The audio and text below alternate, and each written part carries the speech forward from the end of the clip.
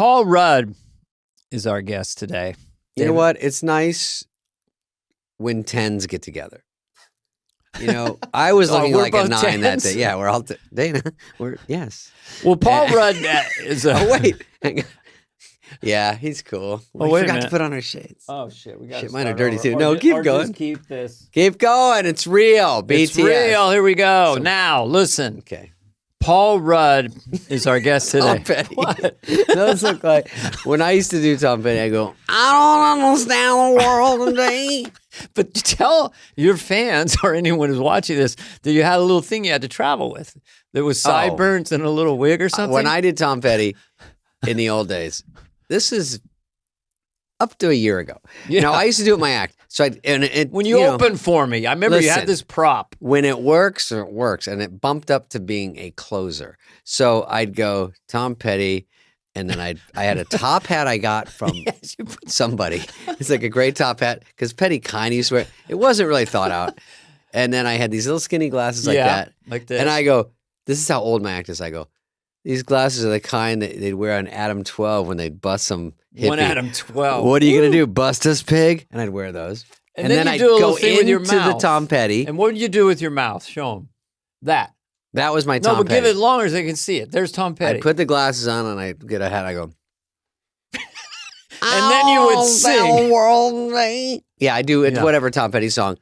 And you were my opener. I'm going, what the fuck is he doing? Killing? Is he killing? Yeah, I would crunch. And then I had to go and good follow night. that. Fling the top hat, and then I'd run back, get it back. I need that for tomorrow. But I just love the idea. You had one little prop. You had a little briefcase. I had a briefcase. My mom's honeymoon briefcase. Click, and that was your Petty thing. Petty hat. Jeopardy xylophone. Bada bing, bada boom. I was prop back for a while. So anyway, what is that? No, wait, I was down to just the top hat and the carpet squares on my face for sideburns for the final. And I do it, and I'm with this cute girl, and we're at the Aladdin Vegas. Oops. And then Dennis Miller, I open for him, and we're out there waiting for a cab, and he goes, "You sleep in that hat, Spud?" Because I'm carrying the fucking top hat out to get in the car. Dennis didn't like props. He was a pure. And he told me, you don't need it. You can't. Yeah. Actually, you can't do it anymore. You can't open for me. Christ's sakes. Who's getting the laugh? You or the little carpet strips around your orifice? Okay. Then I started bombing without it. Paul Rudd. Paul Rudd doesn't understand the desperation because good-looking, talented, funny. He's got them all. He's like kind of John Hamm that way, They cool dudes. And Paul Rudd, it's funny because in my circles of when I'm out and about, which is less these days, I don't really run into him much, which is a shame because he's a fun dude to bullshit with. I just don't run into him. He's like a lot of our guests. He doesn't pursue celebrity. He's not. He's just always there. And then you look at his IMDb, and he's done so many things in so many movies. And he'll talk all about how he chooses stuff, which is very interesting. And we asked him about early success monetarily because it's a curiosity to us, and it's fairly recent. Was his answer? You'll find out about that. And he talks about Only Murders in the Building, which he's doing this season, and he has a really great story about him and Meryl Streep. Yeah, and Ant-Man is obviously a huge one for him. He's done a million. He was an anchorman. He's done a million things, but Ant-Man is the main focus. And I, without being prompted, sometimes we do research. Even like Will Ferrell or someone, we dig in and we look at old sketches we can't remember or something they've done that we never got to see. And I had seen both Ant-Mans, and one was a flight to Hawaii, one was a flight to Boston. Anyway, they were great, and so I was excited. The new one's called like Quantum Mania or something funny. Yeah, and the Wasp and the thing. But the thing I learned about him, which you'll learn more in detail, is that he's a writer and a producer, and he wrote Ant-Man. Oh, he wrote the first him and Ant-Man. Adam McKay. So that's kind of why it has a little cool frequency to it. But enjoyed it a lot. And again, on this podcast, as you know, super Beatle fans, we just accidentally tumbled into him meeting Paul McCartney and then the Beatle thing. And you'll find out how gigantic and knowledgeable a fan of the Beatles is Paul Rudd. So that I always you guys love corrected me on something from the thing. Did we? I'll tell you in the break. But also, I have something from the Beatles that I showed them, and no one saw, and no one knew, and you'll hear about that. Yeah. All right, here he is, Paul Rudd.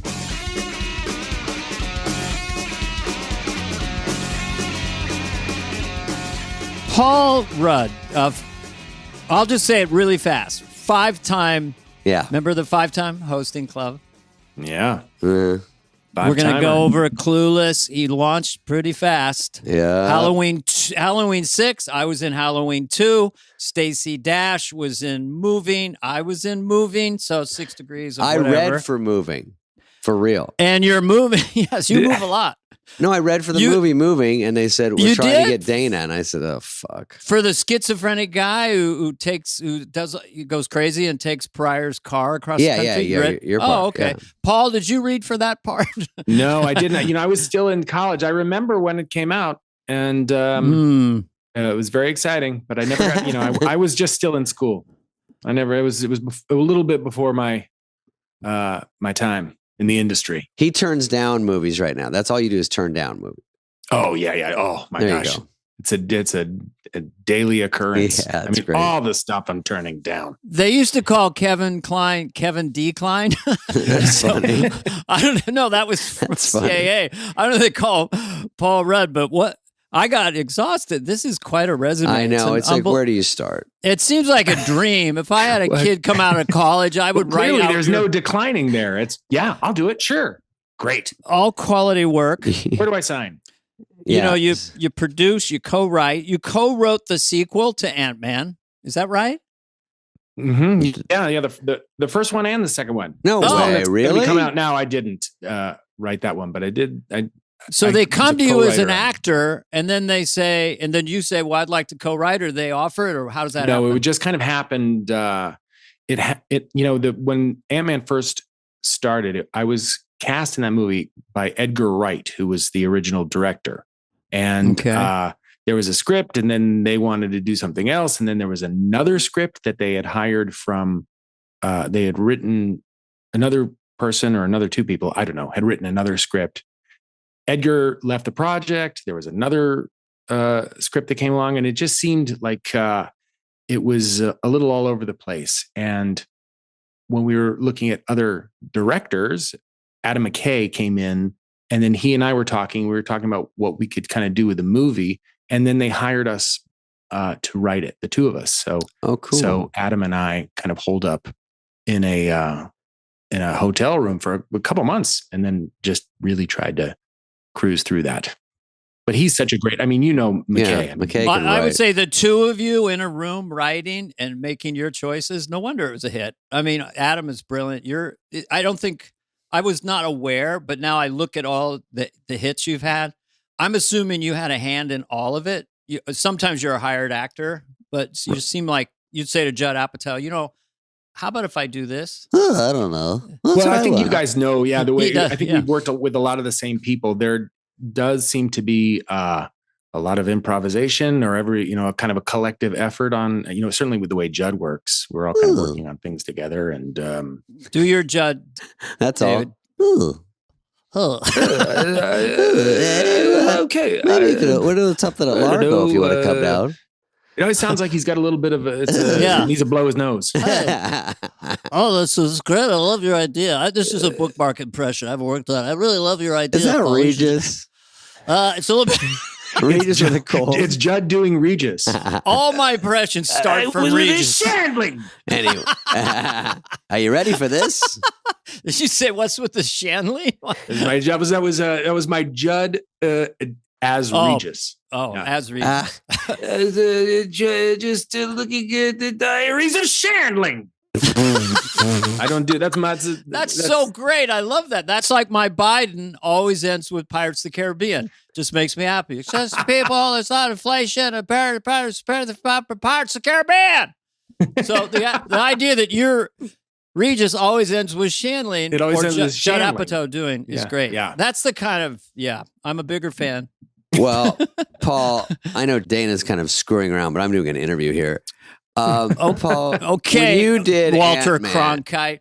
Yes. I'm actually, when I saw Ant-Man, I don't see all the Marvel ones because part of me is, obviously a little jealous, but some of it is like when you have when you have to, you can't. I can't help it. But when you have to please the whole world, it's still different than doing an artsy movie or like maybe even Anchorman or movies that are just to like, this is fun for just comedy fans that kind of like the joke on the jokes kind of stuff.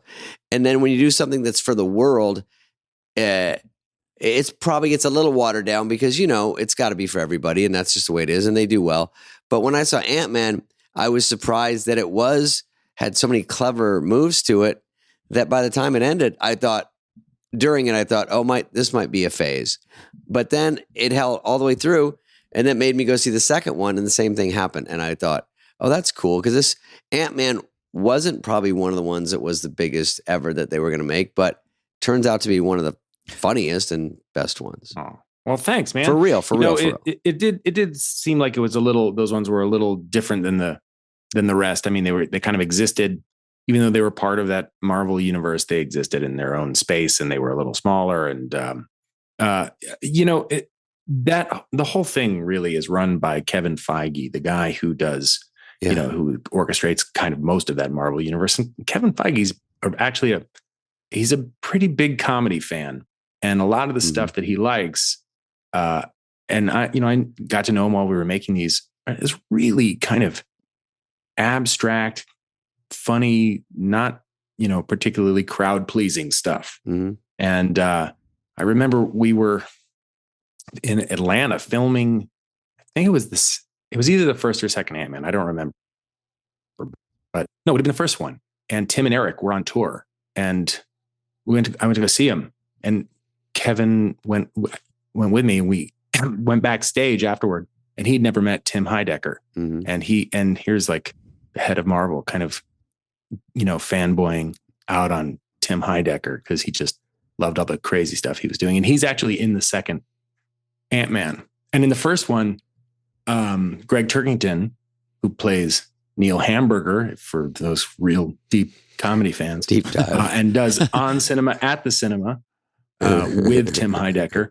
He's in the first Ant-Man. So, there's a big contingency of On Cinema at the Cinema fans, Kevin being one of them.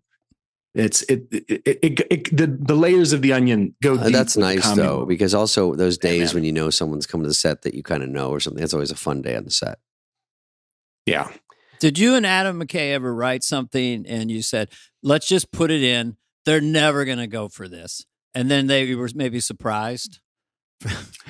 I remember, I don't know of anything that they went with. I remember we thought, oh, this would be cool. Like, we're in the first one, we thought, oh, we were also kind of trying to retain or go with what we read in Edgar's version that he wrote with a guy named Joe Cornish that we thought was great. And there's this heist movie, but we put in this idea that, like, what if he does a test run and actually accidentally fights an Avenger? That would be really cool.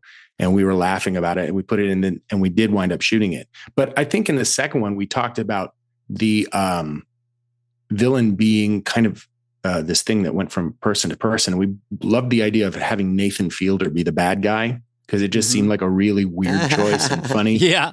But then when you're, and then it would hop from person to person. And I guess when your villain is an invisible gas, they don't really feel like they're going to make that movie. Oh. I remember we liked that idea. I think most of the ideas that we had that we really liked didn't get made.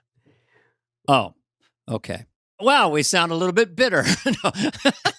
No, not at all. You're not at all. I do still want to see Nathan Fielder as a villain in a movie. Oh yeah, that's a perfect choice. Nathan For You. That's the name of the show, right? Or yeah.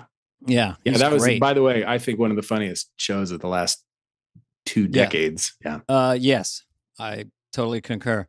So you do Ant-Man, and you're how big? So you're already a superstar. I'll just say it, or a big star. I'll say it. Then you're in a Marvel thing, and how does that? What's that like? It's like your fame went to this other idea, right? I mean, the whole thing was and is strange because it's not really. I never saw that coming. I certainly didn't imagine that. Years later, I would still be kind of doing something like this. I was never a comic book reader. That was not my world really. And while it's been, an amazing thing to be a part of for sure, the whole thing kind of over time, it became so much bigger and a bigger thing in my life where I would go outside and people would just yell Ant-Man, and that, and it's such a global thing. That was me. Marvel. When you go to the airport, I just had this when I went to Wisconsin. The people that aren't fans, but they have pictures and all these, Funko Pops to sign on. Yeah. And they literally like hate me, but they want me to sign everything. And then the second I stop signing, they hate me worse. It's just the weirdest thing that's turned into, oh my God, I have fans. And then, it took me a while to figure out these aren't fans at all. They just sign this and get out of my way. They're just, that's it. That's true. They're like trading baseball cards. And they all hang out at the airport. It's a weird thing. Yeah. And I got, they were at the gate, Dana, in Wisconsin. I go, I'll sign one each of these things, but what? Which then they hate me immediately. But then I go, how do you know what my flight is? How do you know anything? Right. And they're like, no, it's all cool. I go, no, but you're at the gate. And then no matter how many times they say no, they walk all the way down to baggage, and then they still hold them out. And I go, did I change my mind last 5 seconds? And then they go all the way to my car. And then I get mad. And it's always weird because I'm not in a Marvel movie. I'm just like, I don't get it. And then you don't even like me. What are we doing? They here? Manipulate me by saying you're nicer than Spade. Yeah. So that I just keep going. I am? Really? No, I'm all nice right. to other people, not them.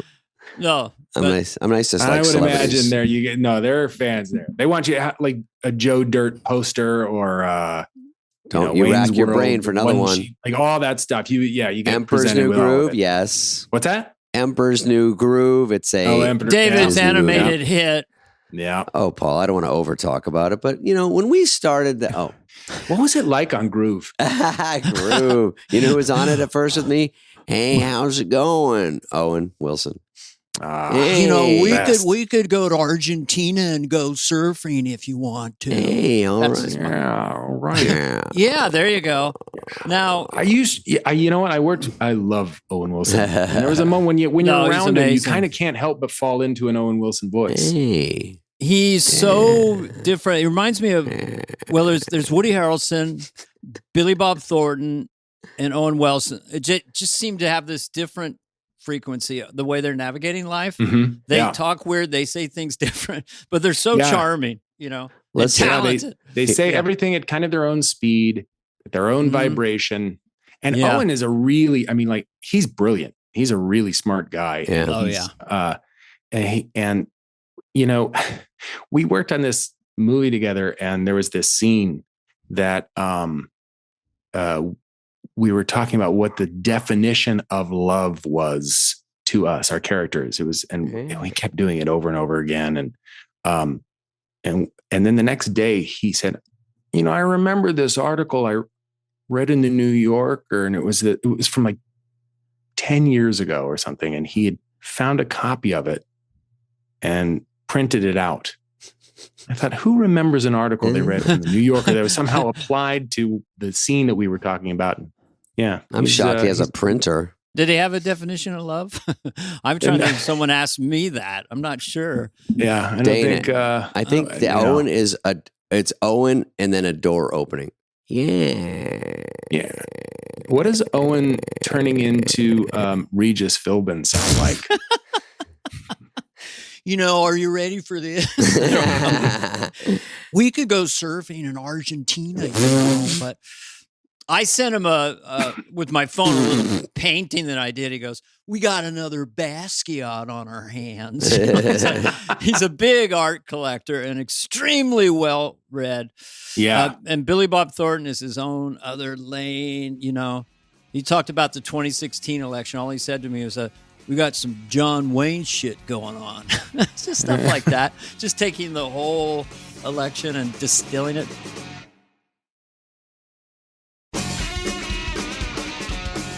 But back to Paul Yes, Rudd, for sure. who is obviously like almost a cast member of Saturday Night Live.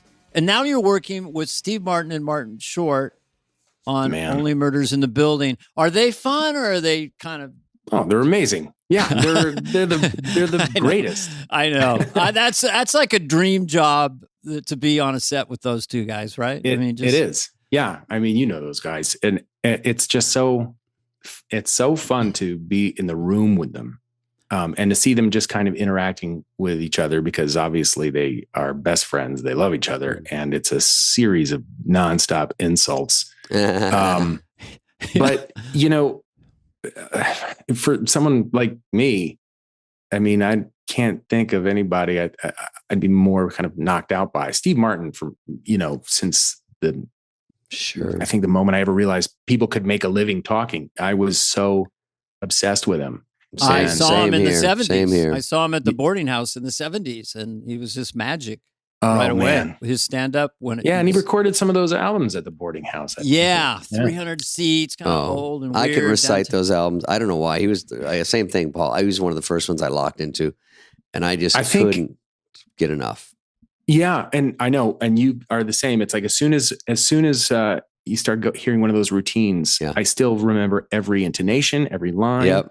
And I found that to be kind of true with a lot of people kind of in our generation, you know, that and I've talked about it with Judd or some of these other comedians, that those records that he put out and Steve Martin stand up and were so kind of instrumental in forming senses of humor and everything else. I can't imagine anybody else in my life that had probably more of an impact. So now on me, to be like sitting in the room with him, sure, and talking with him, it's amazing. And Martin Short, I mean, I don't think we've had that madman on here. Yeah, we all give it up to Martin Short. Yeah, I know, everyone does.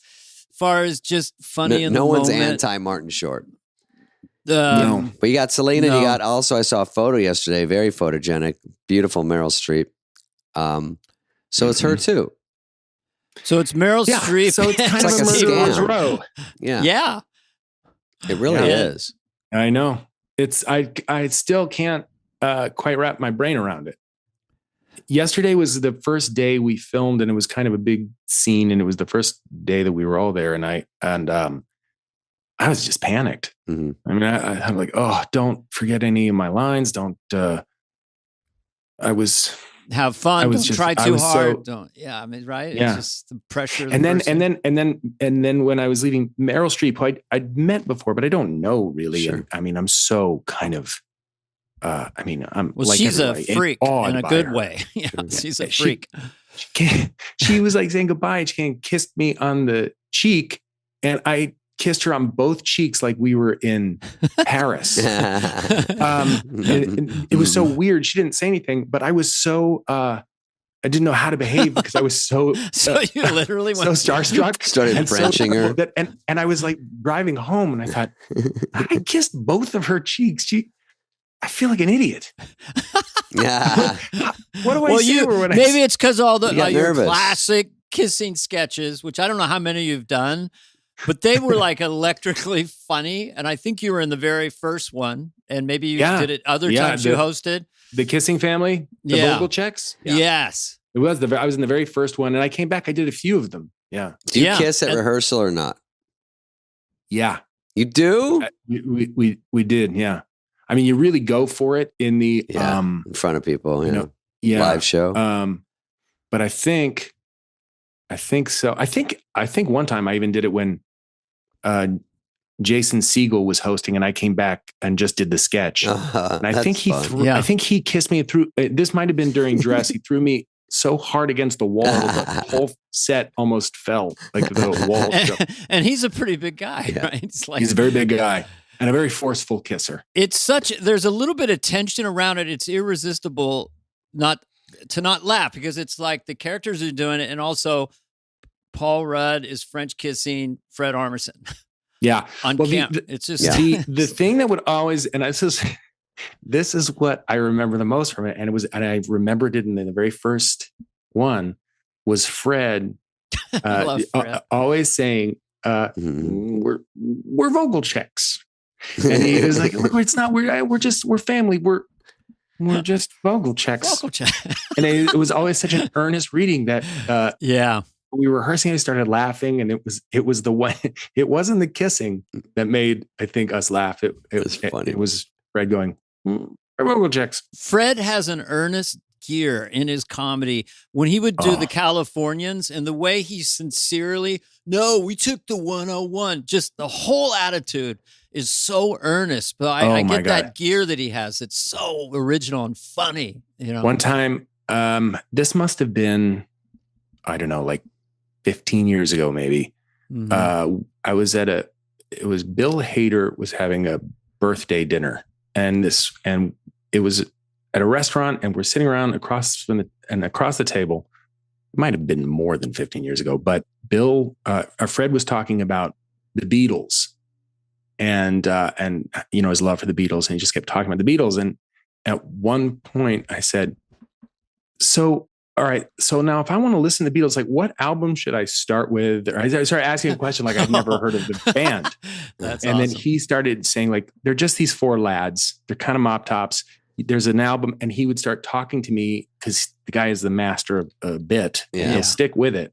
Mm-hmm. And I won't talk to Fred for months and months. And then all of a sudden I'll get an email and it'll be something about the Beatles. And it'll be like, this is the band that I was talking about. And this has now gone on forever. I still get messages every once in a while from Fred updating me on some new things or some things about the Beatles, the band he was talking about that night. He's such a musical comic in his rhythms. And we had him on it. Once you get going on the Beatles, he knows, the 2 time to the 8th time and the middle 8. Oh yeah. He's a musicologist, Did you ever see his that DVD put out complicated drumming techniques with Jens Henneman? Yes. Well, I did see his special where he goes around to all the different drum kits and plays different. They had that stand-up special, comedy just for drummers. But he put out like a drumming. Oh God, it was complicated drumming techniques with Jens Henneman. I remember when my son was really little, he was obsessed with it. He loved drums, but I don't think he got the comedy. The drums are fun though. Yeah. But it's such a specific kind of thing that he's doing. And I thought it was the funniest thing ever. Well, when I first saw him at do the accent bit at the Largo. So he's going around and he's doing New Hampshire or whatever. And the accents are really good. And then I didn't realize in real time, he's getting very specific, like Bakersfield. I'm from Bakersfield. Like he's making up accents. And it slowly burns the audience down. When I saw you with Bill Hader and Fred and some of the sketches, I thought, wow, that's so much fun to be with those two guys. Oh man. Was that your first time? Was that sort of the group was Kristen Wiig and those guys? Mm-hmm. And then when you come back, is it different every time or would it sort of overlap? The first couple times they were still there. I mean, it actually made it a lot easier because I had a couple of friends on the show and a couple of friends that were writers. So I, obviously had always wanted to host the show or somehow be involved. And so the first time I got to host the show, it was a little easier because a few of my friends were there, Bill being one of them. And then, it's been an interesting thing to host over the course of several years where, I think maybe the 4th time or so I went back and was like, oh my gosh, it does feel really different because it's new people. Yeah. Maybe it was 2013. You did by 2013 had Fred and Bill left because that was your next hosting. 2008, 2010. The 3rd time was 2013.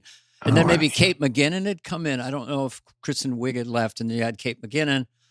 Yeah, I don't know whether or not it was like the 3rd time, the 4th time. Kate was there. Mm-hmm. It might have been. I think that maybe I don't know. I don't remember exactly. Was Kenan Thompson there? Keenan was there. Keenan was there when you were there, I think. Keenan is the greatest. He was a child actor on the show, and then he just stayed on. That guy is an MVP, man. He never stumbles a line. He just doesn't miss a moment. I mean, every single time the camera will just like cut to him. He's got the perfect still expression. He's just so good. It takes a while to get that way on that show because you're waiting for a camera to cut to you, like you're in a Jeopardy sketch. Has to cut to you, and you don't want it too early. You're kind of waiting, and then you do your face. It's hard. It's really true because there are so many little technical things that it just takes time to learn, such as when that camera is cutting to you. Those pauses are unnatural. So you just have to learn those kinds of things. That's something I think over the course of hosting a few times started to pick up because nobody ever tells you, oh, this is how you should really read the cue cards. This is how you really need to wait for that camera. And I was unaware, having not worked on shows really, like, when that light goes on over the camera, wait till you see that in your peripheral vision. There's another thing when you do a sketch, Dana, you know this. you get a big laugh at dress, and then you pause on air and it doesn't get a laugh and you look crazy, or because there's nothing there but you're waiting, or you run over it because it didn't get a laugh at dress, and you run over your laugh because you get it and you're like, oh fuck, I stepped on it. It's horrible. And if you think you're on camera for whatever reason, and then your line just doesn't do anything, and you realize later you weren't on camera, but at the moment it kind of deflates you for a moment. Sure. You think, oh, what did I do different than the dress show? It is like trying to catch the wind. I mean, but did you get to a point? It took me 80 shows as a cast member, I think, to get comfortable enough to say I'm consistently having fun. But as a host, what was it like just the second time compared to the first time and the third time? I mean, you seem incredibly comfortable. I'm not. All the way through, but you're acting. Okay, you're I'm a great not actor. comfortable. But the first time I was on total adrenaline, and it was so crazy. I remember feeling so exhausted when we finished the dress rehearsal, and then I thought, "Oh my God, I have to do this again." You shoot your load now. on that, the first time, I remember that first time feeling that. It was also really weird for me because not to bring things down, but the first time I hosted was, I think, 2 weeks or so, almost 3 weeks after my father had died. So I was in this state of complete kind of I was grieving, mourning, but I was also kind of half there. But I was so excited to host SNL, and so it was the entire experience was just kind of out of body. And I remember when it finished, I thought, how do these people do this every week? Because it was such a, it's such a sprint, and all of the quick changes and running around, and then the pressure and the stress and all of it. The whole thing was wild. I had a great time, but it was such an emotional experience. Kind of a beating too. Yeah. You wake up with bruises and things. You don't know what's going on. Everything's moving so fast. You're sprinting, you're banging your head, and then they want you to get to a party at 2 a.m. Yeah. You've already done an 18-hour day. Paul, over here, what would you like? What do you think? Yeah. And then it's amazing. It's like ridiculous. You go through all these walls of fatigue, but David and I can tell you that being host is, generally speaking, so much harder than being a cast member. Yeah. Because you're in everything. You're in everything. And you can be an update. You could be in the cold opening. You do a pre-tape. Yeah. Well, it was very exciting. And then the second time I went back, I think it was the second time Paul McCartney was was the musical guest. So I mean, holy shit. It was incredible. By the way, the first musical guest I had was Beyonce. The second one was McCartney. And I've had amazing musical acts. So you get to go, ladies and gentlemen, Paul McCartney. So all these dream state fever dreams. I still have the cue card. He signed it for me. And he looks over at you. Fuck. Okay. What would you like me to say on it, Paul? I got a call. Actually, it was about 1 a.m, and Bill Hader called me. It's Bill Hader. He says, "You want to know who?" He goes, "Sorry, I'm calling so late, but I have to tell you. You want to know who your musical guest is?" And I said, really? He said Paul McCartney. And I just couldn't go back to sleep. God damn. Well, out of here's your music. I think this is the guy Fred Armisen was talking about. It sounds familiar. You had One Direction. You had DJ Khaled. Out of those musical guests, do you have anyone's number? You know what? I think I had Niall Horan from One Direction. He works at Urban Outfitters now.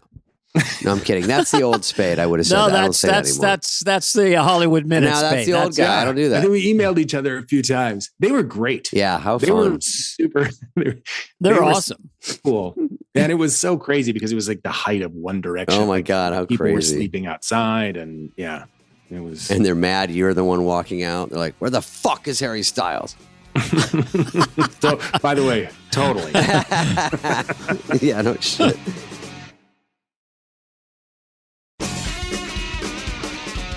It's hard to get to know, like, we were told sort of between the lines, don't talk to the host a lot. Like, you don't want to get in their face when you're a cast member, other than, because it's like, when do you get to know each other during a week? Because, you do read through and you leave, and you're sort of separate and you leave. And then in rehearsals, you're sitting around for a little bit. So you can kind of bullshit about it while you're in between. We're going to fix something. Give us a minute. Fixing a light. And then you kind of get to know the host a little just because you're right next to them.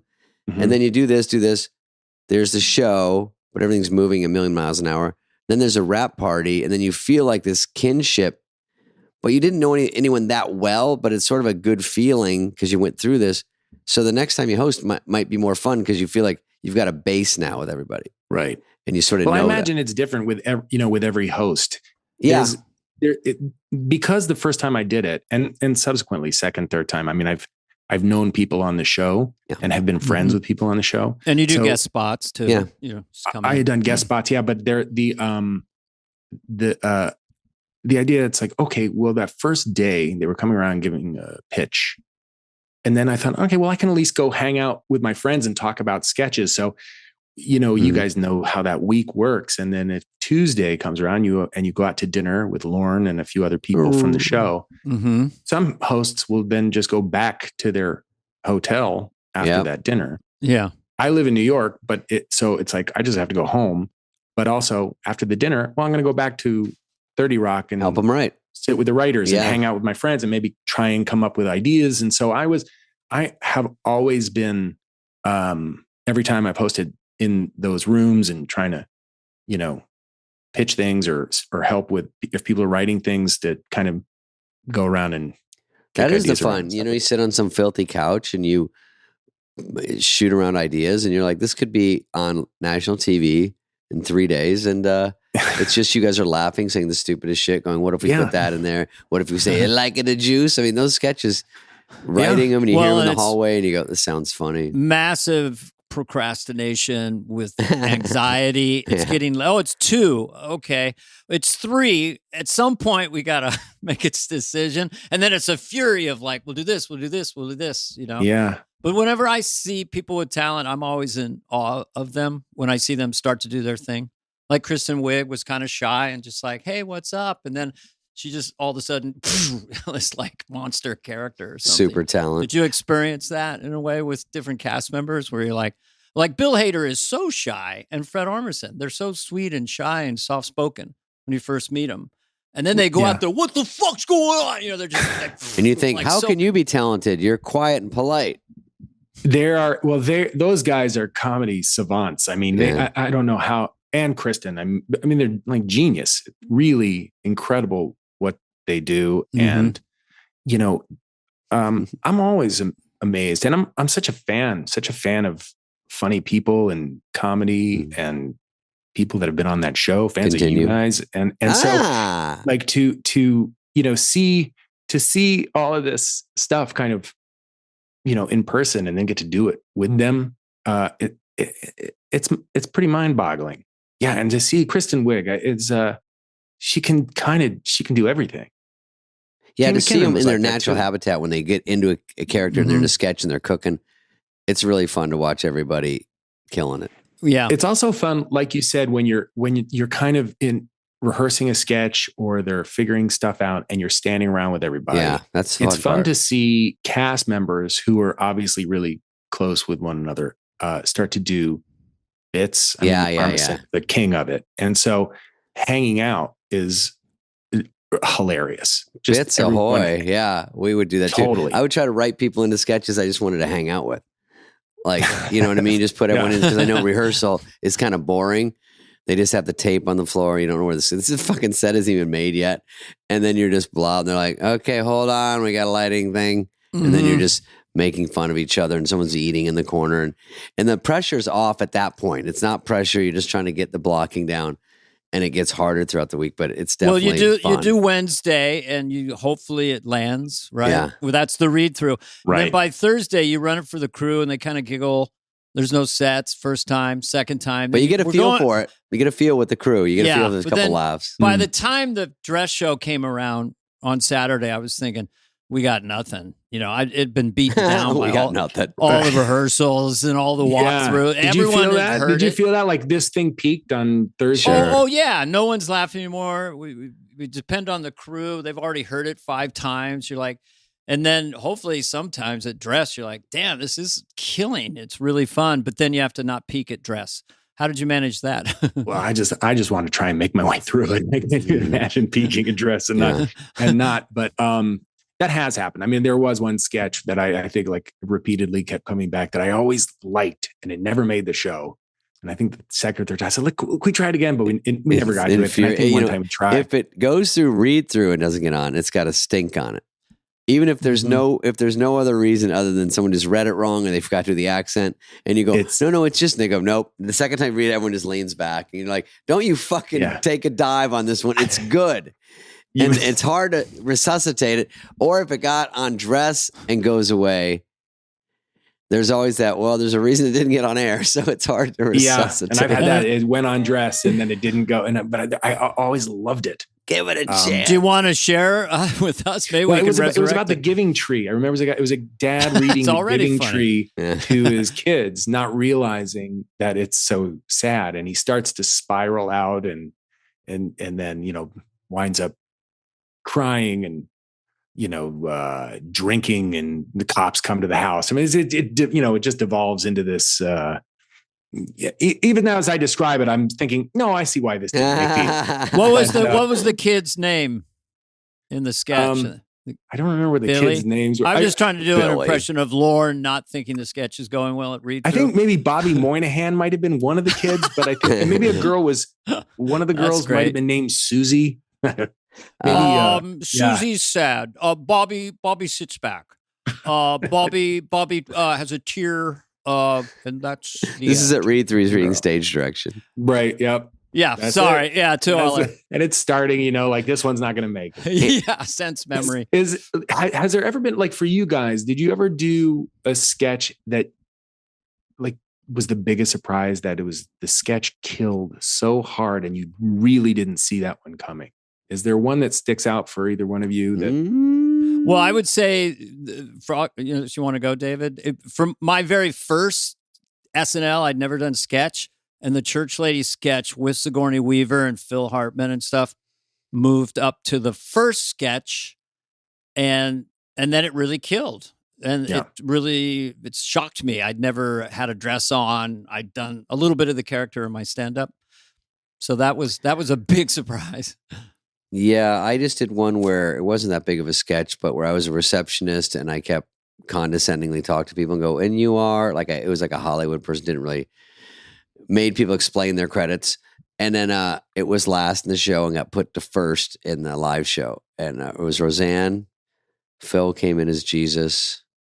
And there was one other person, but it killed, and it was first one up. And that was rarely happening with me. Dana, it happened every week, but to get the first sketch out was a big one. When I did the Pepper Boy with Sandler, it wasn't really happening throughout the week. It did not happen at dress, but we both just went for it hard. Of course, we had Farley in there too, the ultimate button. So that crushed on air enough that Sandler called me at 4 a.m, just said, Carvey, Pepper Boy. That was it. It's hard to kill in a restaurant sketch in the corner. Yeah. It's not at home base, right, Paul? I mean, you hard to time the laughs. You can't quite hear the audience. Yeah. You're kind of off to the side. It's true. Where the audience is above you. Where you're doing the sketch on stage makes it a difference, huh? Yes, because you can immediately kind of feel and hear the audience, or you're not sure you scored. They're watching it on a 12-inch TV in the audience. You know what I mean? They're like, oh, wait, because they can't see you. It's a really interesting point that you don't hear about that often. I don't think where you're actually doing it physically. Well, I would have to, when I got used to this process, I would go to where the set designers were. They had a little map of 8H, and I'd look at my sketch and I'd see it in the corner, and I'd say, "Could I get this near home base or whatever?" And they go, "Well, not if there's what that a entrance." Fucking cheater. They go, "Not if there's an entrance." I so what if I take the entrance out? And they go, "Oh yeah, then we can move it here." Oh my god! No kidding. That's fascinating. Oh yeah, no, I learned all the tricks of the trade. That's brilliant. You got to do it, But what about Please Don't Destroy? That group was really good, Paul. You did one called Good Variant. I saw it was funny as shit. They got a lot of different moves in those things. Yeah. Well, we were supposed to do a version of that. Those guys are great, by the way. The fifth time I hosted, the show was canceled the day of. I think it's the only time in SNL history that a show got canceled that day. Was that the Tom Hanks one with you? And well, Tom Hanks was there. Tom Hanks and Tina were there because they had come in because they were in the monologue because there was a big, huge five-timer thing. Yeah. Mm-hmm. And then the show got canceled at about 2 or 3 in the afternoon, but they were already there. So we were trying to come up with a show on the fly. It was really a fascinating thing to see and be a part of. But earlier that week, I was going to do a Please Don't Destroy video, a version of the good variant. Yeah. But the shoot got canceled because one of the guys got COVID. Oh, same shit. And so they had already had a crew and the camera, everything was set up to film something that night. So we took a sketch and turned it into a film. And then we filmed that. And then they showed that during the show. Was it that one or this one?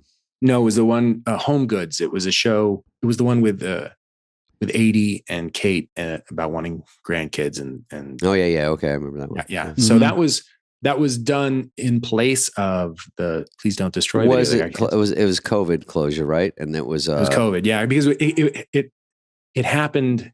It was that week where the really, that Omicron variant really came kicked back in. hard. Yeah. Yeah. And people were. Yeah, everyone thought it was kind of going away, and then it came back fucking hard around November, December or something. Yeah. Yeah, it was really tense. And that, we were all going through our testing. And then that morning, I remember going in and getting tested Saturday morning. Crossing your fingers. Totally. And I remember I got the results of my test. It came back negative. And I was just jumping for joy. Going, thank God. Perfect. And then the whole thing got shut down. Can't do without the host. So you get through and then they shut it down anyway. That's such a drag. Yeah. It was a bummer. And that monologue was weird because I hosted for Kimmel once and it was in a house with a monologue with no people. So I said to the crew before, we were rehearsing and I go, you can laugh. They go, oh, we're not supposed to. I go, please, God, give me a tiny noise, anything to play off of, just to dart my eyes around, just to make it feel like there's some life in here because just to nothing is too hard. So when you did yours, I could hear a little bit of something. That must have been crew or writers or something. Yeah, I think that's what it was. And Michael Che and Keenan stuck around, but that was it. And some of the crew guys. And so there was some laughter, and Higgins was there. But it was so strange. It was such a weird feeling. That was one of the weirdest, most. I mean, just no audience on Saturday Night Live because no audience, and also no real rehearsal, no nothing. And for the hours before the show, it's like, well, what do we do? We have to write something and figure out what it is. And I remember Lauren saying, "Do you have any Christmas, episode that you really like?" And I said, I remember when I was in high school seeing Steve Martin talk about his Christmas wish, and I memorized it and I loved it because Steve Martin, and so it was great. We'll dig it up. It's on. It's in the show. So wait a minute, you now officially have joined the 70 timer club of someone who does a great Lorne. Yeah. It is so weird whenever you are around anybody. Doesn't matter when they were on SNL. Yeah. As soon as people start talking about Lauren, they just start going into Lauren. They go right into it. So you spent a lot of time with Lauren because Lauren spends a lot of time with the host and also you guest starred. You're a friend of the show. You're the third Paul. He likes Paul McCartney, Paul Simon. I love him. I like all the Pauls.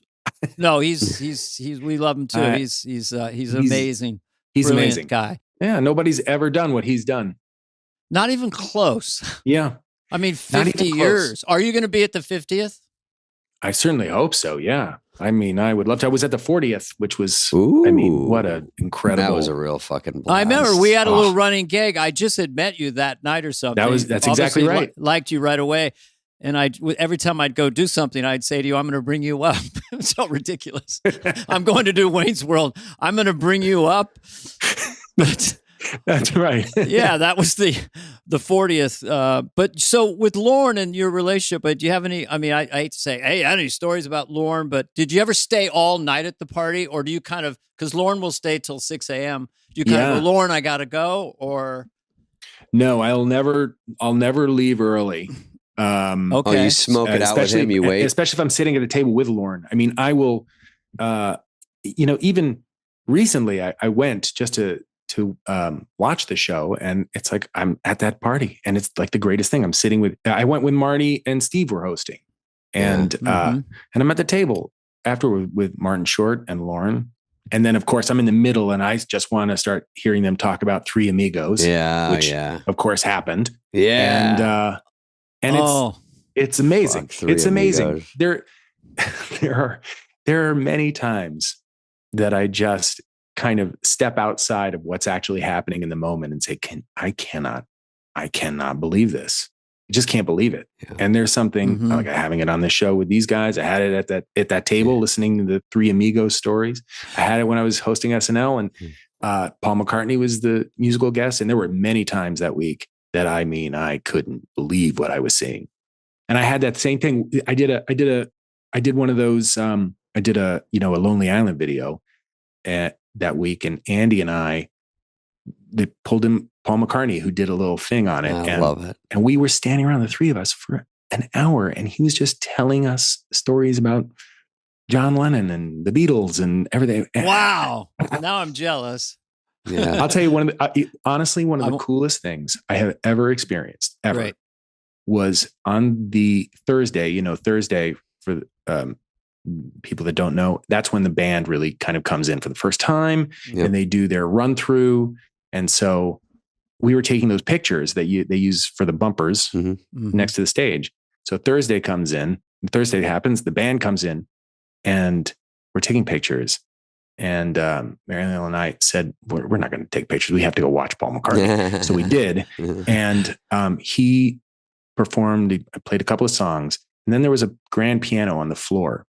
And he didn't know what he was really going to play. So he just came down and sat behind the piano. And there's maybe, the crew is there. It's probably about 20 people. And he sat down at the piano, and he just started playing The Long and Winding Road. Wow, chills, I got chills. I got chills. I know.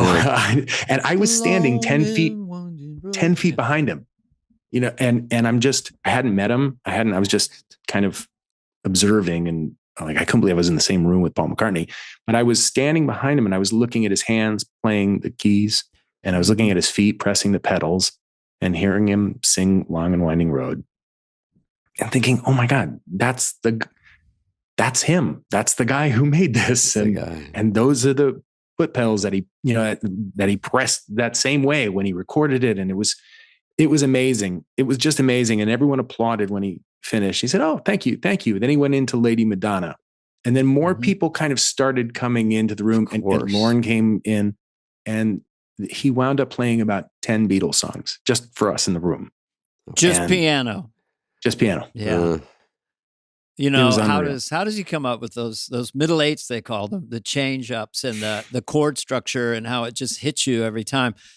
Him and Lennon, it's divine. There's no, I'm in that. I don't think they're the greatest band that has ever existed. They're the greatest band that ever will exist. They are like Shakespeare. They're like Bach. They're like every Mozart. Several hundred years, somebody or something comes along that redefines that kind of beauty. And I think the Beatles are that. They are for me. I couldn't have said that better. That's really well put. And Sheryl Crow said to us that she thought that Blackbird and Yesterday were the greatest songs ever written for her. There's so many. That's the thing. They have so many. Yeah. And she thought she didn't say it in a heavy way, almost divine. There's almost something like, how did those two guys essentially go to high school together and then find those other two guys and find George Martin and write 100 masterpieces in 6 years? It's crazy. And then and maybe record 3 of them in one day. Yeah. Remember Dana when he said we talked to him, Paul, and he said during that Get Back thing we were fawning over, the documentary, and we said he said he came in with, was it Yesterday and he goes, well, for that one he did have Long and Winding Road, and he had Get Back. He was in kind of. He said, I came with it, and I go, do you walk in like I got a fucking banger? And he goes, no, you can't. You have to go under and just go, hey, I got one. If you guys want to hear it, I worked on, just to probably just for ego wise, like let everyone go, let us find it if we like it, And I think it was either yesterday or some other monster.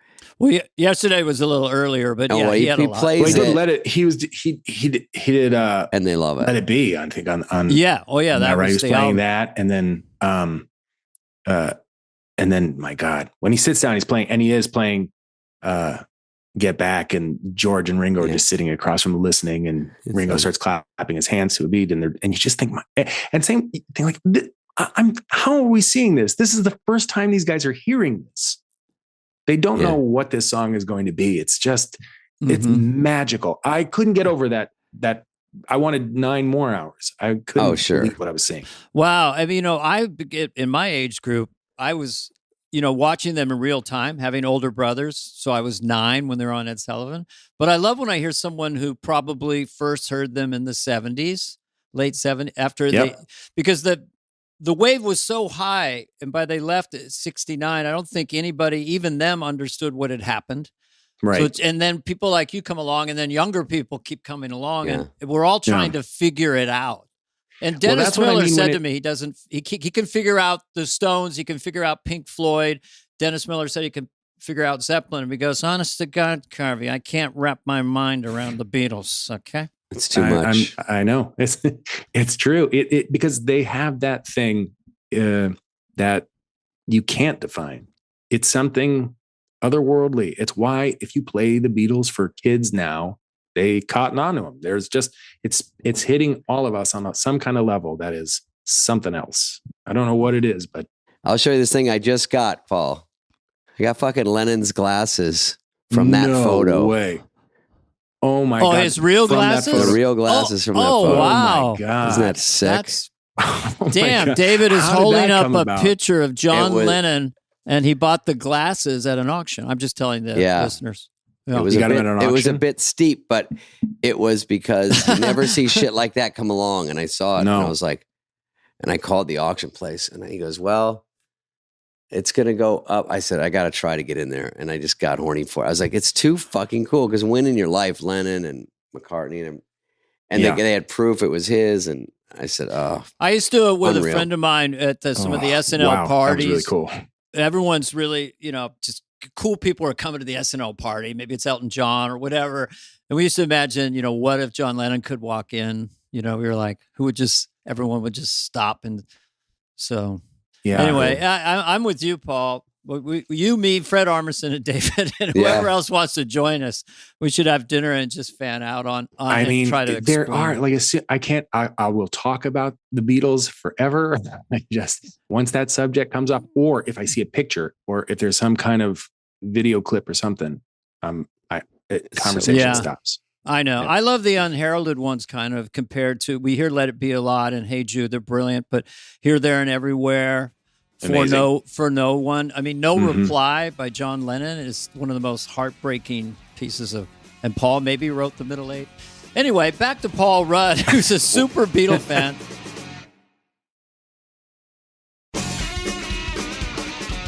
Oh, I have a question about Clueless. He's been in so many monsters like Anchorman and Clueless. Yeah. When did you make your first $1 million? Was it around Clueless or around after that? No, God. Wouldn't have been Clueless. No, that was But did too that early. get you paid after that, or did it take another 5 years? No, not at all. I'm going to guess. Let me see if that was 95. Oh, by the way, we came out in 95, and so did Billy Madison. So Clueless, Tommy Boy, Billy Madison. Oh, that was fucking some comedies. My God, yeah. Mm-hmm. Yeah, I don't. Way later. Way late. Well, it might have been like actually kind of around Marvel. Because it wasn't you were really? an ensemble one, so they can't pay everyone that much if you're in a movie with Will Ferrell or Steve Carell or you had a lot of those.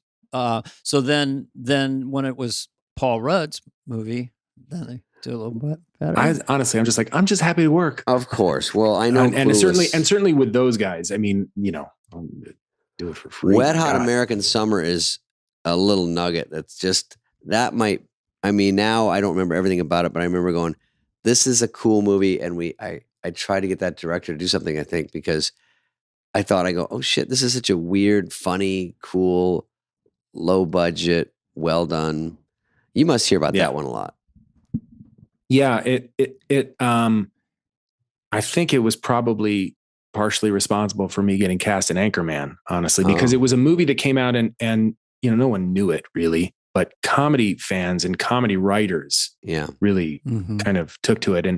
And I loved it when I read it. It took a while to get it made. No one wanted to make it, but I had met David Wayne and Showalter and a lot of those guys. They were in a comedy troupe called The State that used to be on MTV. And, they lived in New York and I lived in New York and I was a comedy fan anyway. And we had some mutual friends. And so I met them and David said, we have this script.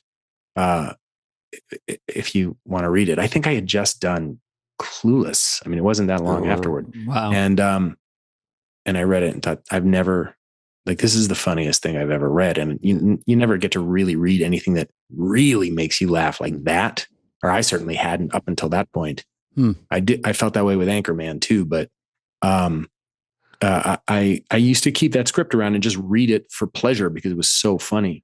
Well, and also to get it from the script to the screen, there's so many ways you can screw it up. I'm sure you know this. I've done a lot of comedy movies and some just don't connect by the time you go through all the process and you're like, fuck, where did it go wrong? And well, I think that with that, it was just like there weren't many cooks in the kitchen. Yeah. And it had a very small budget. No one was really paying any attention. And we filmed it at a summer camp and it was everyone that worked on it.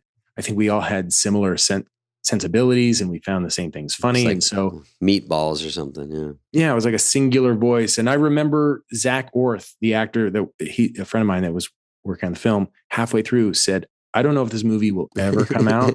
I just want to get a copy of it. It's a very good sign. So I just wonder, when I'm looking at these notes here, studying your career, it's quality. I mean, I don't see any evidence of you taking a role because you needed the money or something. It just seems like there's a consistent theme with you. It's all the way through. You did Living with Yourself. You executive produced, got a Golden Globe nomination where you played opposite yourself. All kinds of quality work. So were you ever tempted? Like, have they backed up the Brinks truck for commercials? I mean, but commercials are totally fine. I would do any commercial if anyone's listening right now. In the 90s, you weren't supposed to do them. Taco Bell, sorry.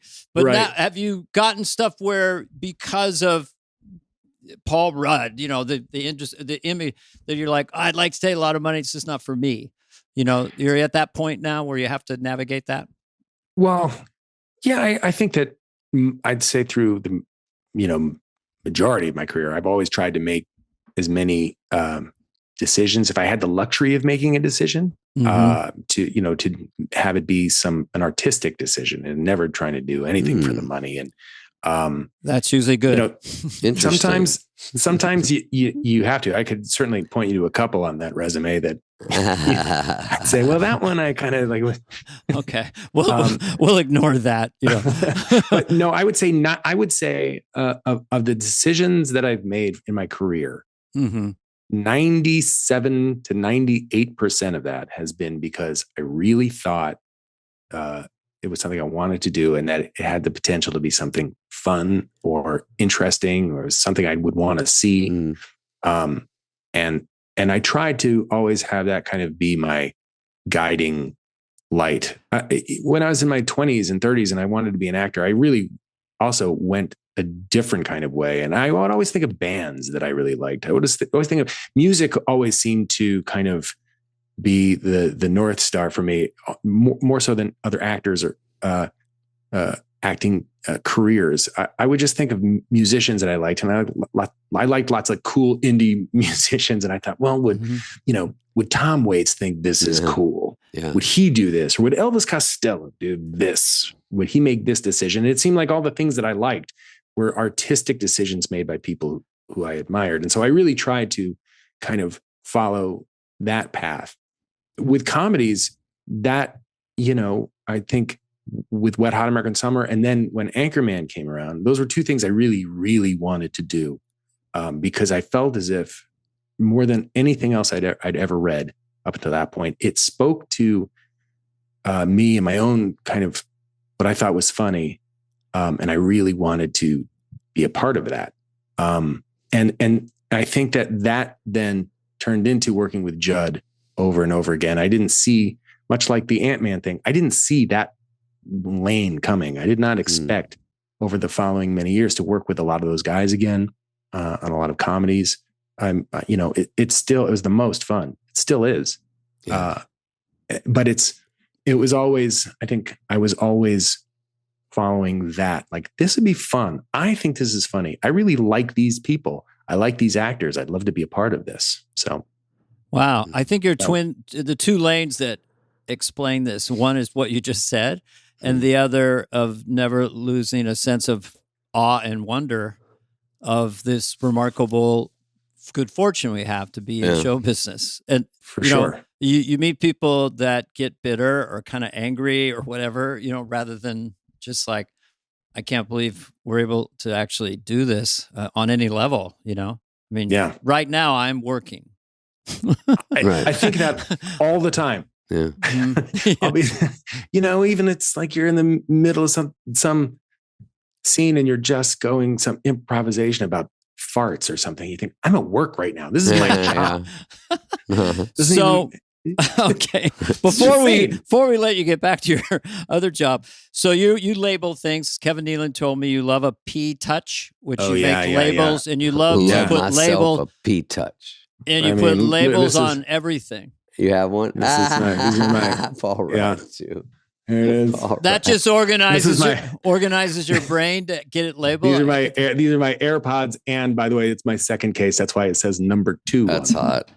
All right, so that's. Are you with your wife and you? Are you the tidy one, or equally as far as having the kitchen clean and stuff like that? Well, she's pretty clean. She'll, but I think that there's a level that I will take it that is maybe a little, Yeah, I'm kind of the same. Little too Gene the anal retentive chef. Yeah. Oh, Phil. Do you have any other secret show business dream? I mean, would you want to get direct do a Gary Oldman, like playing Churchill kind of thing, or or a Scorsese movie where you're a gangster, or just whatever comes? I don't know. Yeah, I don't necessarily think in terms of like a type of role, but I mean, I would certainly like to do things I haven't done and work with many people that like great directors like Scorsese, and there's so many incredible directors. If Tarantino wanted you in a film, would you take the call? In a heartbeat, for sure. That's a good plan. I got obsessed with the last one, Once Upon a Time in Hollywood. Oh my God. I saw it so many times. It's so good. Yeah. He's great. What an amazing director he is. Yeah. Yeah. I would jump at the chance. Coen brothers. I mean, like, it just, there's so many that you're just going to say yes. Yeah. Mike Lee. I mean, there's so many great directors. And most people, I think, probably wouldn't think of me for some of these things at this point. But you're a big star. I would love to do more kind of versatile, dramatic roles or whatever. But I don't know. I've also haven't really tried to, for better or worse, guide my career by thinking, well, I just did a comedy. Now I'm going to do something really dramatic. Yeah. And, I think other actors probably do that, and it's might be smart. I just think like, oh, that'd be fun. Yeah. Doesn't always sync up perfectly like that. No. And that's the other thing too, is that people always say, well, why did you choose this? And why did you choose that? And I want to say, well, you don't always get to choose. Yeah. There's a bit of whimsy to it. Jack Palance told me that once. They got all the parts. It's all about the parts. And if you get the parts, Spencer Tracy took that part. I didn't get to do that part. I don't do a Jack Palance. That's an old reference lost on younger viewers. Not at all. You start doing some one-arm push-ups right now. Yeah. I'm gonna, Oh, yeah. All right. Well, thank you, Paul. Thank you. You're a fucking stud. This has been really interesting and enjoyed it very much. Yeah. So I feel like I know you a lot better than I did after the 40th. I know. Well, this is the great thing. When I see you at the 50th, we're going to really have a lot to talk about. And I'm coming up. If you bring me up on the 50th, I'm coming up. I'll be so excited to see you. I'll kiss you on both cheeks. Yeah. And then go, what did I just do? Oh my God, I'll be Dana's plus one. Paul, thanks, buddy. Very cool of you to come on and talk. And thanks for having me, guys. I appreciate it. Say hello to really appreciate it. Steve and Marty. And I've never met Meryl Streep. Selena. Tell her I love her. I will tell her. I will absolutely tell her. Thanks, Paul. All right. Hey, what's up, flies? What's up, fleas? What's up, people that listen? We want to hear from you and your dumb questions. Questions, ask us anything. Anything you want. You can email us at flyonthewall@cadence13.com. David, have you ever been to Paris? You would really fit in right now. You've been to Ireland. Oh, me? Yeah. Yeah, that is so Parisian. What? It's just a Parisian. It's cool. This whole thing? It's this freezing in here. What? Dana. David. We have a Q&A question. It's very hip. We have questions. Greetings to my favorite SNL alumni and Spade. I'm a huge fan of both Dana and David. It would be a lifelong dream to speak to them. Well, you get an email. That's close. My question for them would be, you're on a plane and the plane is going down. Tragic, horrible scenario. Kind of cryptic question so far. And you have a chance to enjoy one last pleasure before it goes down. Do you A, eat your favorite snack, B, drink your favorite drink, C, kiss the stewardess that's up for it, D, make someone laugh, E through Z, look out the window and watch. Thanks, guys. Thanks, guys. Thanks, guys, to cheer you up. My first question for him is, Bobby, could it be a derailed train in the Swiss Alps? Because that seems kind of cool in a way. Similar, yeah. Build a fire. Less scary. And an igloo. What out of his choices? Snack, drink, kiss, laugh, or just do nothing. Man, I would probably slam a drink and just, I'd get some 1942 tequila because I, for once, wouldn't worry about how much it costs. And then I would probably look out the window. I would reenact in the aisleway your squib farty thing. From Warning Shot.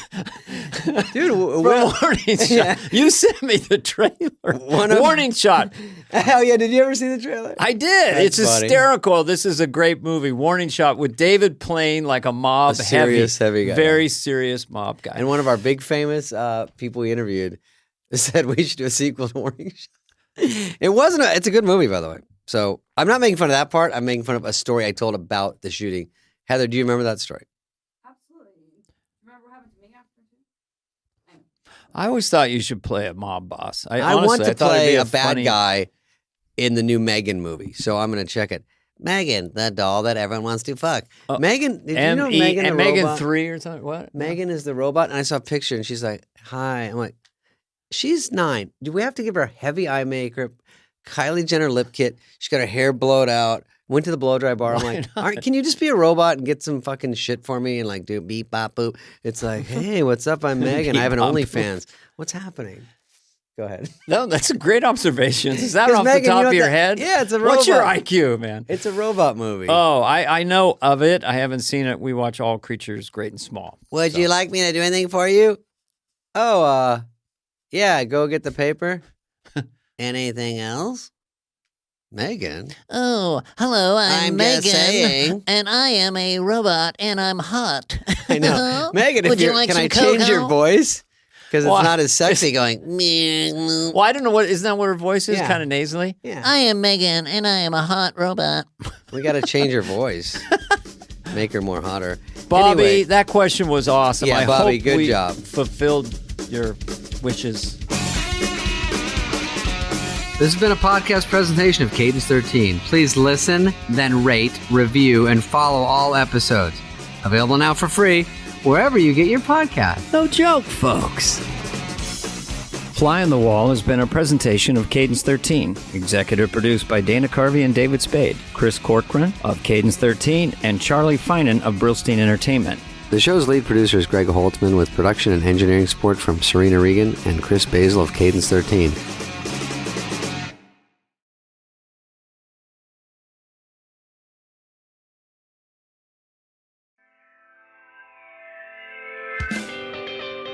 I used to watch porn in the 80s, and I'd see some guy with some Mongo wang and then some girl with dislocated her jaw like an anaconda go.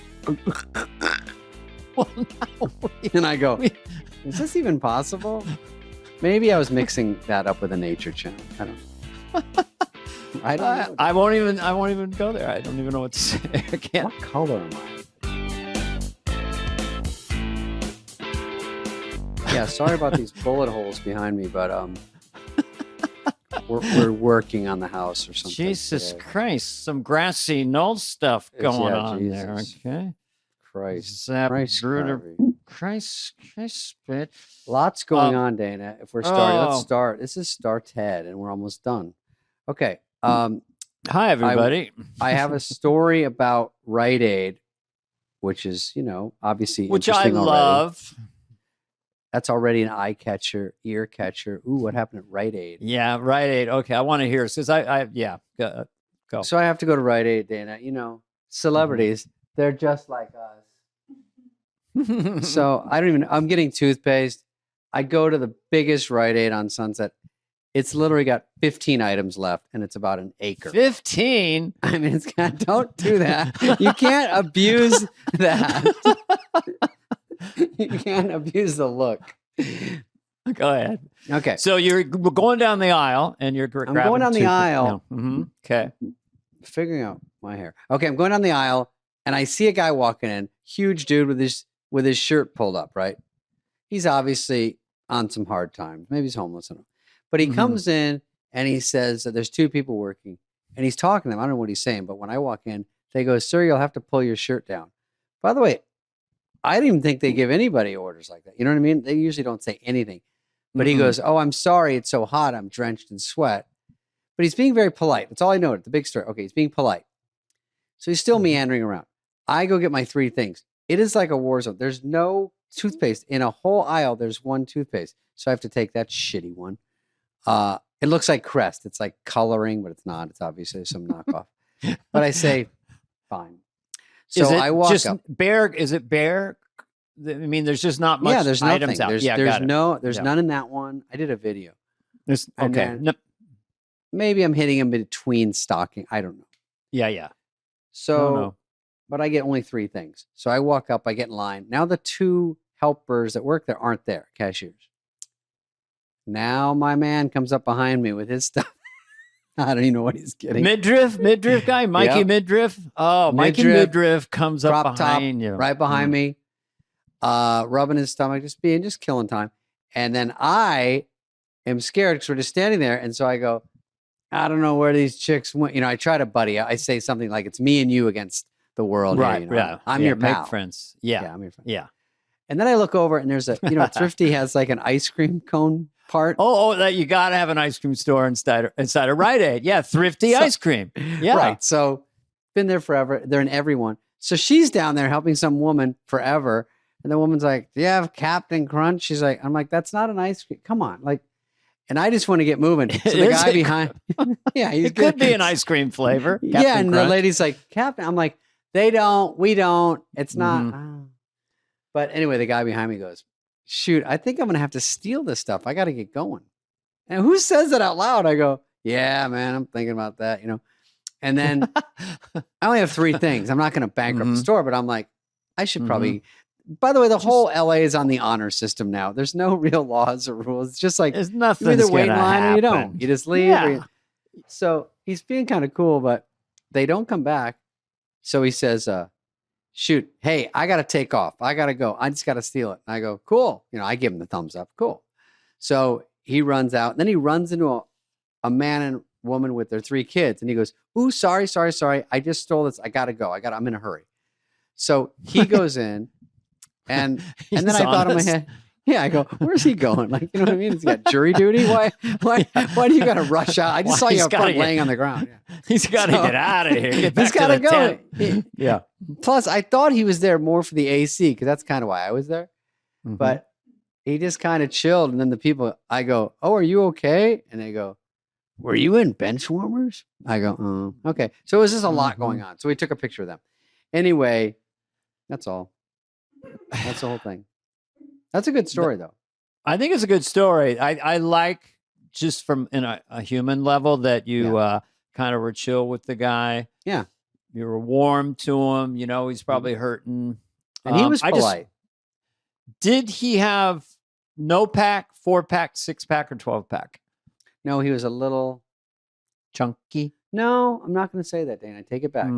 Let's not go there. I think it was a mesh shirt he was going with, like that look.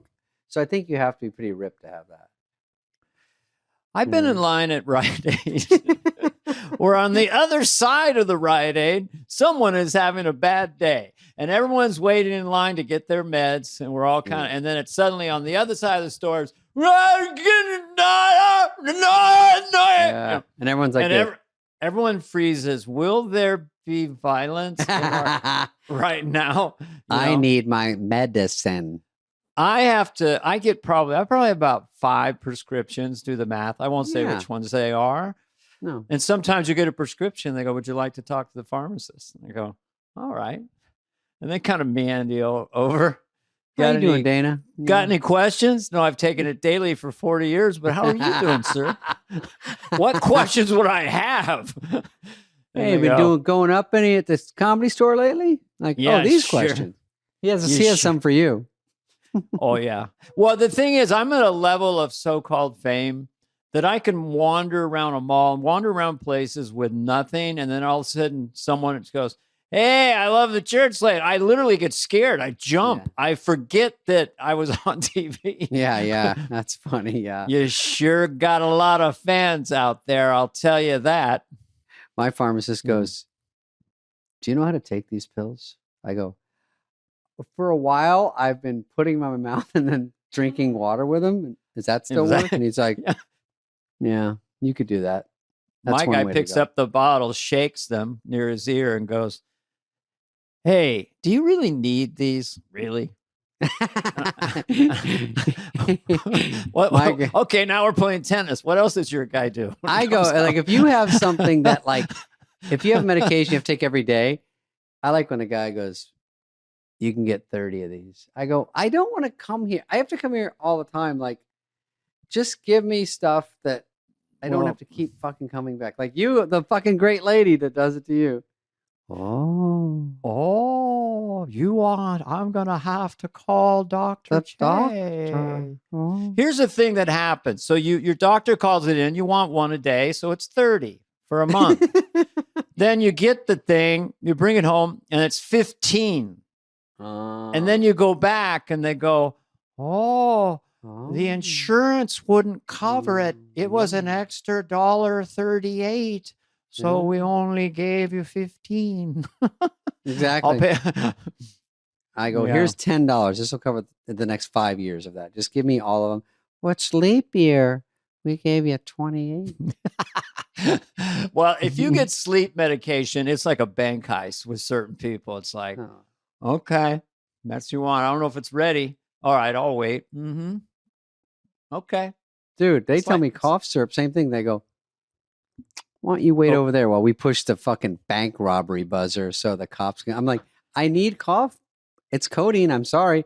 There are people that need things for things still. It's not just abuse. Rather than just chugging codeine. Yeah. Cough syrup. By the way, a side note, I love it. But I had bronchitis and pneumonia, and the guy goes, they don't like us to just give this away. I go, I'm the exact person that needs it, you fuck. Like, give it to me. He's like, they don't like us just throwing this shit around. I go, well, I'm not Lil Wayne. I need it. I'm not putting it with my Slurpee. Like, I need to. I mean, I will. Anyway. It's just like a weird. Anyway, pharmacies are funny. Yes. Pharmacies are funny. Got it. Cut. We have too much to talk about. I will say I have to plug my gigs because I'm going to Denver. I want to give you permission. Let's have an edit and go, hey, David, so you don't have to bring it up.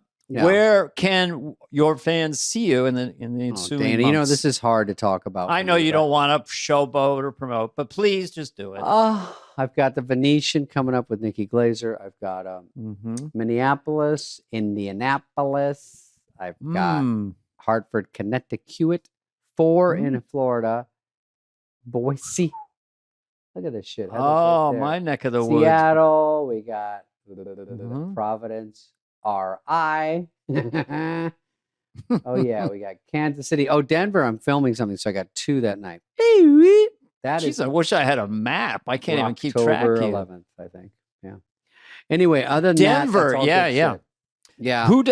Okay, pop quiz. Who wrote the song where the line is, I've been everywhere, man? Is that what he says? I've been everywhere, man. I hear that in commercials. I don't know. I don't know. Well, it's like you're like Willie Nelson. I don't even know. I just know I've been everywhere, man.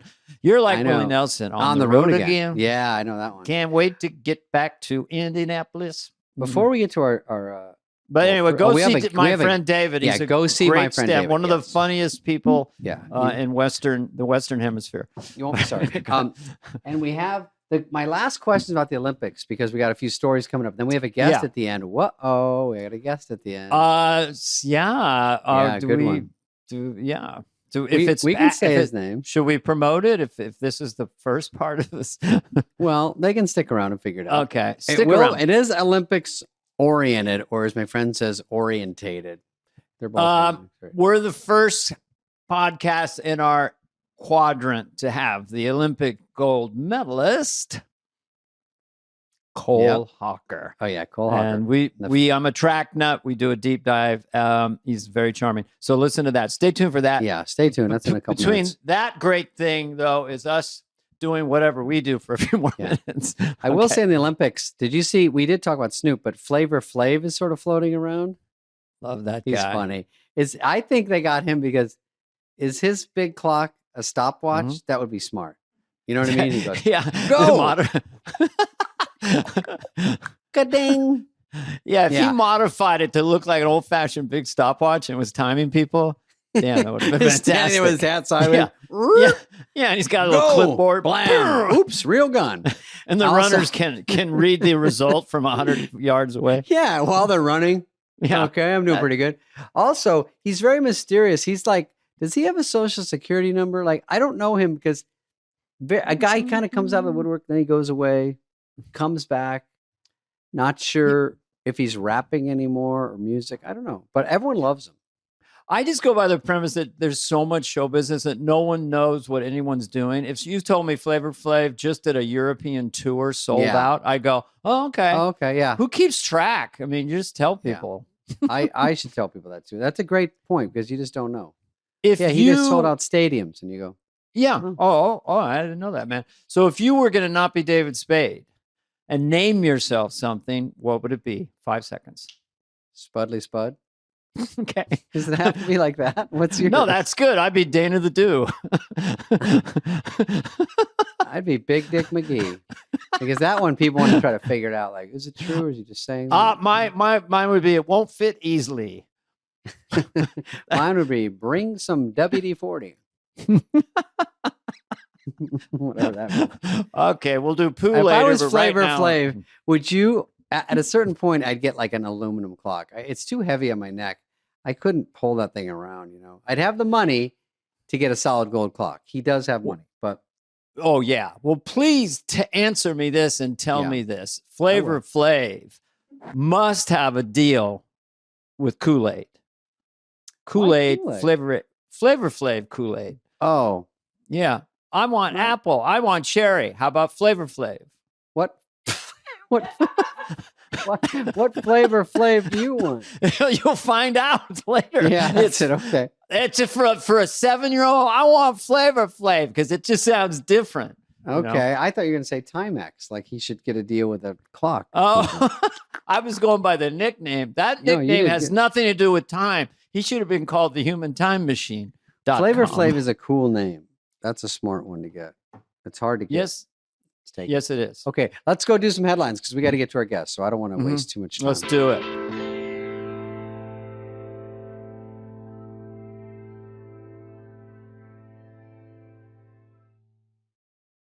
All right, give us anything.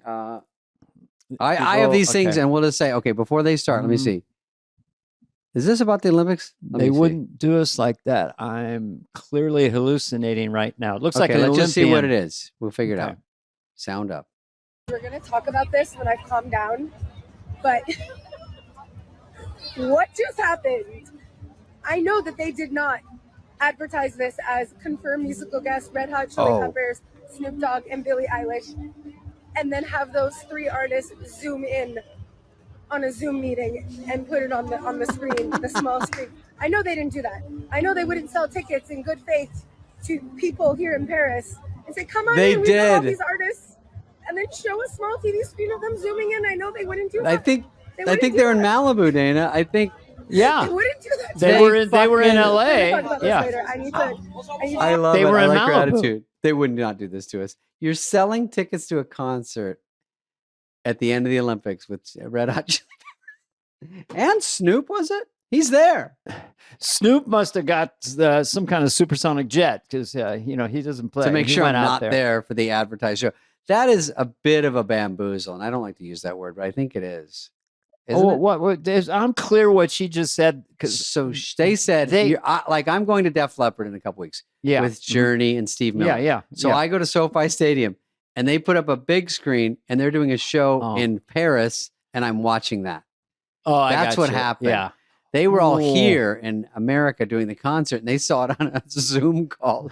On a Zoom. Because I'm watching a Zoom meeting with all these people, like on a huge screen, like, well, I got to give it to you, mama. This is what you want to get to do. Give it away now. I'll continue. And Dr. Dre, I thought it was very cool from just someone watching it on the TV. Yeah, I mean, I thought it was LA, but I didn't know they said it was there. Okay, next one. That's good. She hasn't. No, that's crazy. Funny. Crazy. Okay, this is. Oh, this is something about the Olympics. Oh, this is a cringe moment. This girl hurt her leg in the Olympics. Yes. And they come up to help her. Now watch how it plays out. Okay, her leg's hurt. Someone help her up. She's hurt. She's down. There are two people now. Coach maybe helping her. Talking to her. Might be a fencer. This guy's helping. They need to let her sit down. They need to get her out of there. Thank God a guy brings a chair, tells the coach, put her in this chair. Oh, for me? Thank you. The uninjured man sits in the chair to illustrate how to sit in a chair? Yeah, maybe that's what he said later. I was just showing her how to sit. Why would the healthy guy sit in the chair? It must have been illustrative. They tap on the shoulder. He goes, oh, thanks, man. I'm wiped out. Oh, you mean for the broken leg? Okay. No, I'm sorry.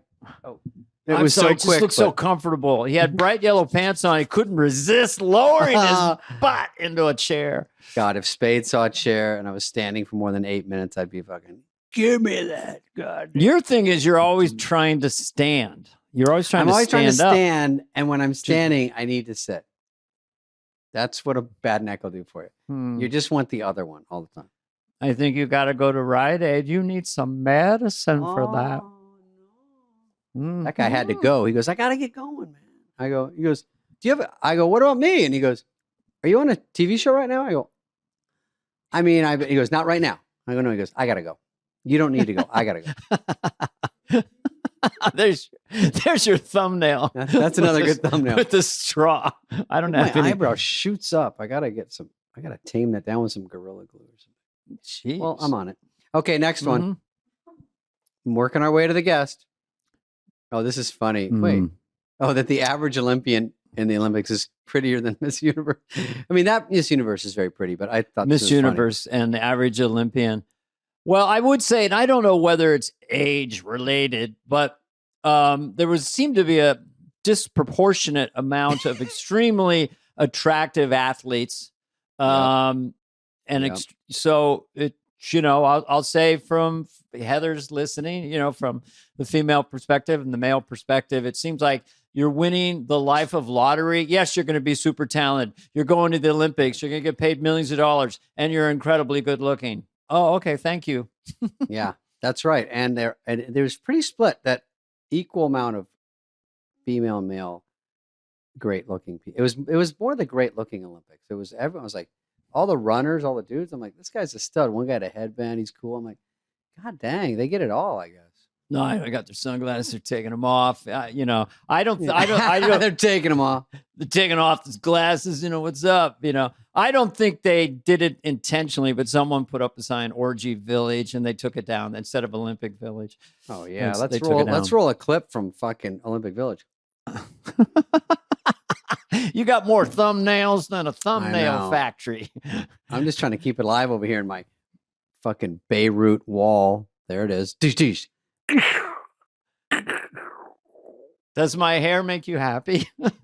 My hair isn't bad today, but it's a little messy. But it looks like you know what it is? It's untamed.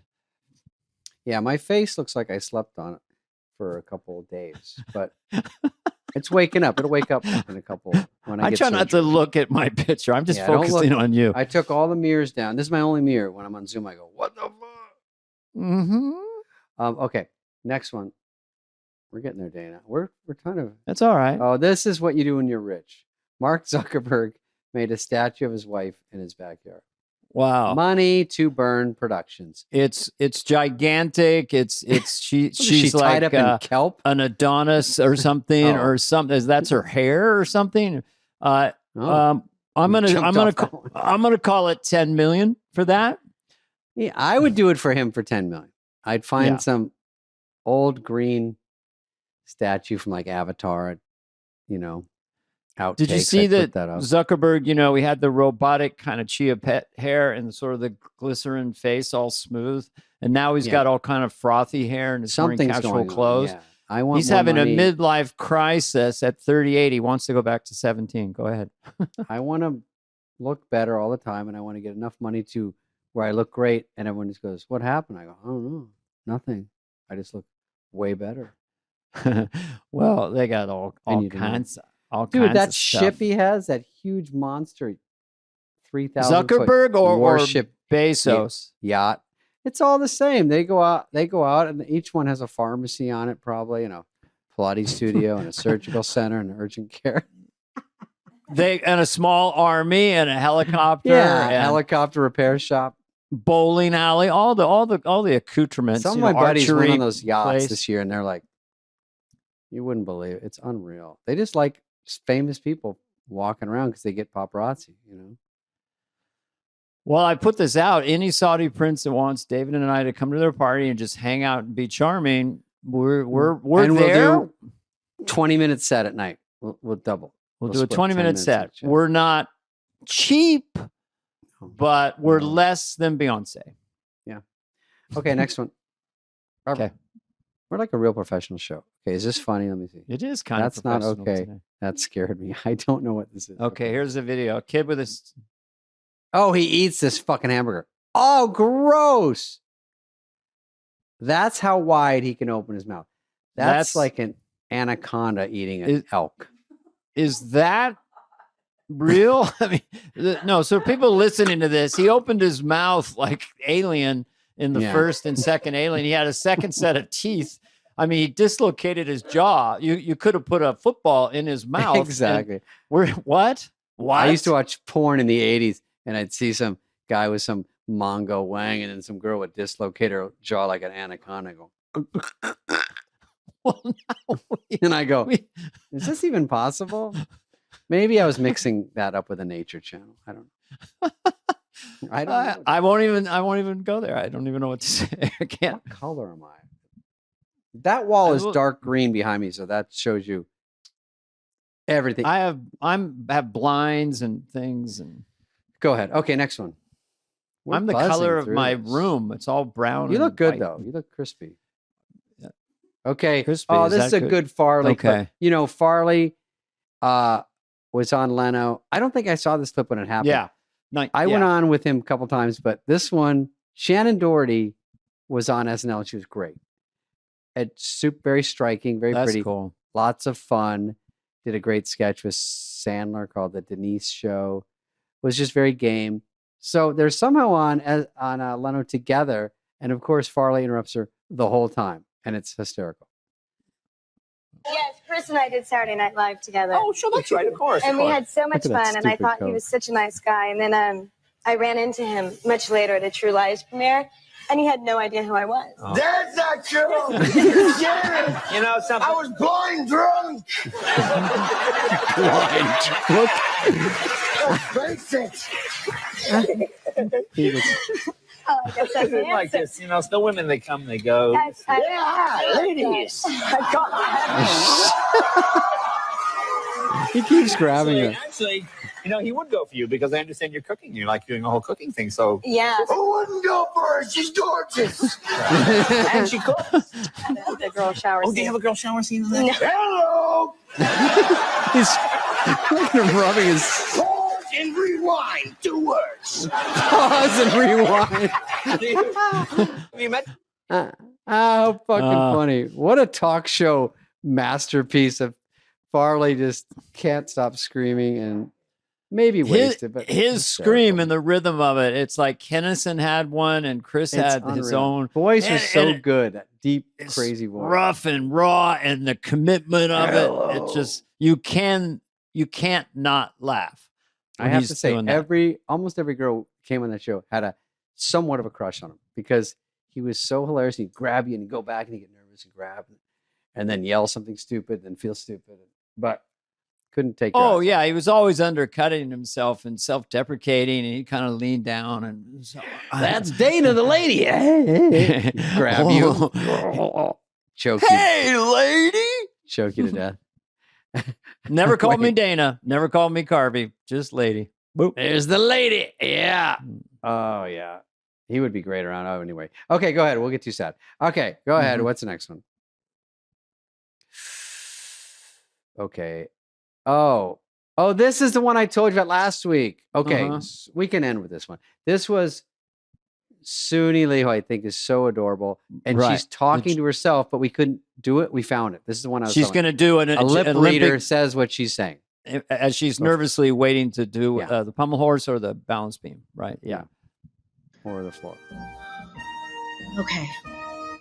You got this. Last one. Listen for the beat. Get this one over. It'll be good. One thing at a time.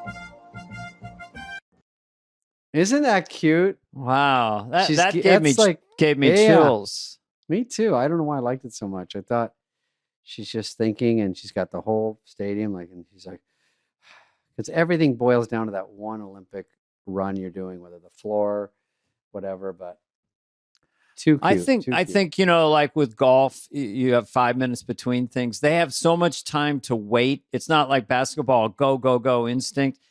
To try to be in the moment, not get in your head, try not to try. It is the fucking Olympics. Yeah. That's why it was sometimes hard to watch, the only thing that matters because the heartbreak is too, it's too rough. You don't win, and you're like, I did all this. And and it's just that for us sitting on a couch having a beer, we're just like in awe of the bravery to put yourself in a position to fuck up in front of 1 billion people. So you already want to give them a hug anyway. But I think that some of them do have sports therapists that they work with. And I think that there's a postscript if it didn't go well. So be like, okay, sure. It didn't go well. You fucked up. No, I'm kidding. No one really thinks beyond the Olympics. I mean, that's the goal. So even the next day, you're like, I won. I didn't win. Like, am I going to do the 4 years and try it again, or do I start to figure out my life now? And very complicated. Your family, everybody's either there or there's parties in the States watching you, and they want you to win so bad. Feel like you're letting them down if you don't. Well, why don't you introduce our boy, because you turned me on to this guy in the Olympics. Yeah. And tell the crowd about it. If you watch the Olympics and watch track and field, there were some amazing things. And one of them was the 1,500 meter final with Cole Hawker, Jakob Ingebrigtsen. It was an amazing race. And Cole Hawker scored an upset and won the gold medal. And he's still kind of flying high from it and trying to process what just happened to him. And I'm kind of a track nut, ran in high school, a little bit in college. And so it was fun to interview him and get some interesting insight into how do you manage the pressure? How do you train yourself to sprint when you're exhausted? There's a lot of pain involved. So it was a charming person, and enjoyed it. Enjoy it yourself, David. Yeah, that's it. I thought he was a super cool dude. Yeah, absolutely. Great guy. Even though we haven't interviewed him yet, we're about to right now. Okay. Yeah. I can't wait to hear what he says. Yeah.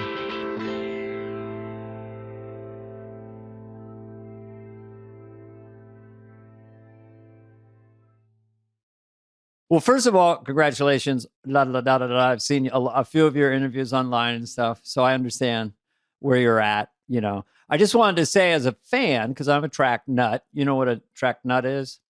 One thing, because I have a little email chain with my brother, both ran track. We're all from we're all from Frank Shorter era. And during the Olympic trials, they had a shot of you in full stride. And I thought to myself, whoa, he's running different. Something's going on. The authority or the arm carriage or something. So in the thing, everyone's like Kerr versus Ingebrigtsen. We're going back and forth. I said, Cole. I said, watch him, dark horse. I didn't think you would kick. I knew you had a kick. Can he kick off 247? Yes, he can. That was new information for Ingebrigtsen. He can kick off 247. That's just like, even blows my mind to saying it. Yeah, I think that was new information for everyone, like including myself. Like I knew, like based on my trials race, the way I ran it, I had, it was a 3:30 race. We're getting into the nitty gritty, but it was a 3:30 race. No, I totally understand. A 52 last lap. Go ahead. Exactly. And with the 52 last lap, that's far from evenly split. And so I knew that my PRs weren't equivalent to what I thought I could run. And then, I knew I was going to have the race of my life. But it was definitely a shock, a big shock to, I feel like, the world, but not as big of a shock to me. Not to me. But the pace shocked me. That he would take it out at 54. By the way, let me just quickly do for you, because you only will get it. My is it Jakob or Jacob? Jakob Ingebrigtsen. I think Jakob, yeah. Jakob, sorry, impression. How did you think the race went? Sorry, you're the only person gonna get to. I thought it was a good race. It was a fast race, maybe too fast. But we go back. He speaks in 3-word sentences. Okay. All right. And now here's Josh Kerr. Sean Connery as a distance runner. Hits. I saw him. He looked at me, and I knew I had him. I had a lot left, but apparently not enough left for that little upstart. Those are spot on. And Yared Yaguz is just enthusiasm. He's just like, it's an awesome race, man. That guy just exudes joy. And you're kind of, you're like, you don't put a lot out there. You keep it close to your vest, but you are kind of like the silent assassin. Yeah, well, those are all, for as niche as impression that those are spot on.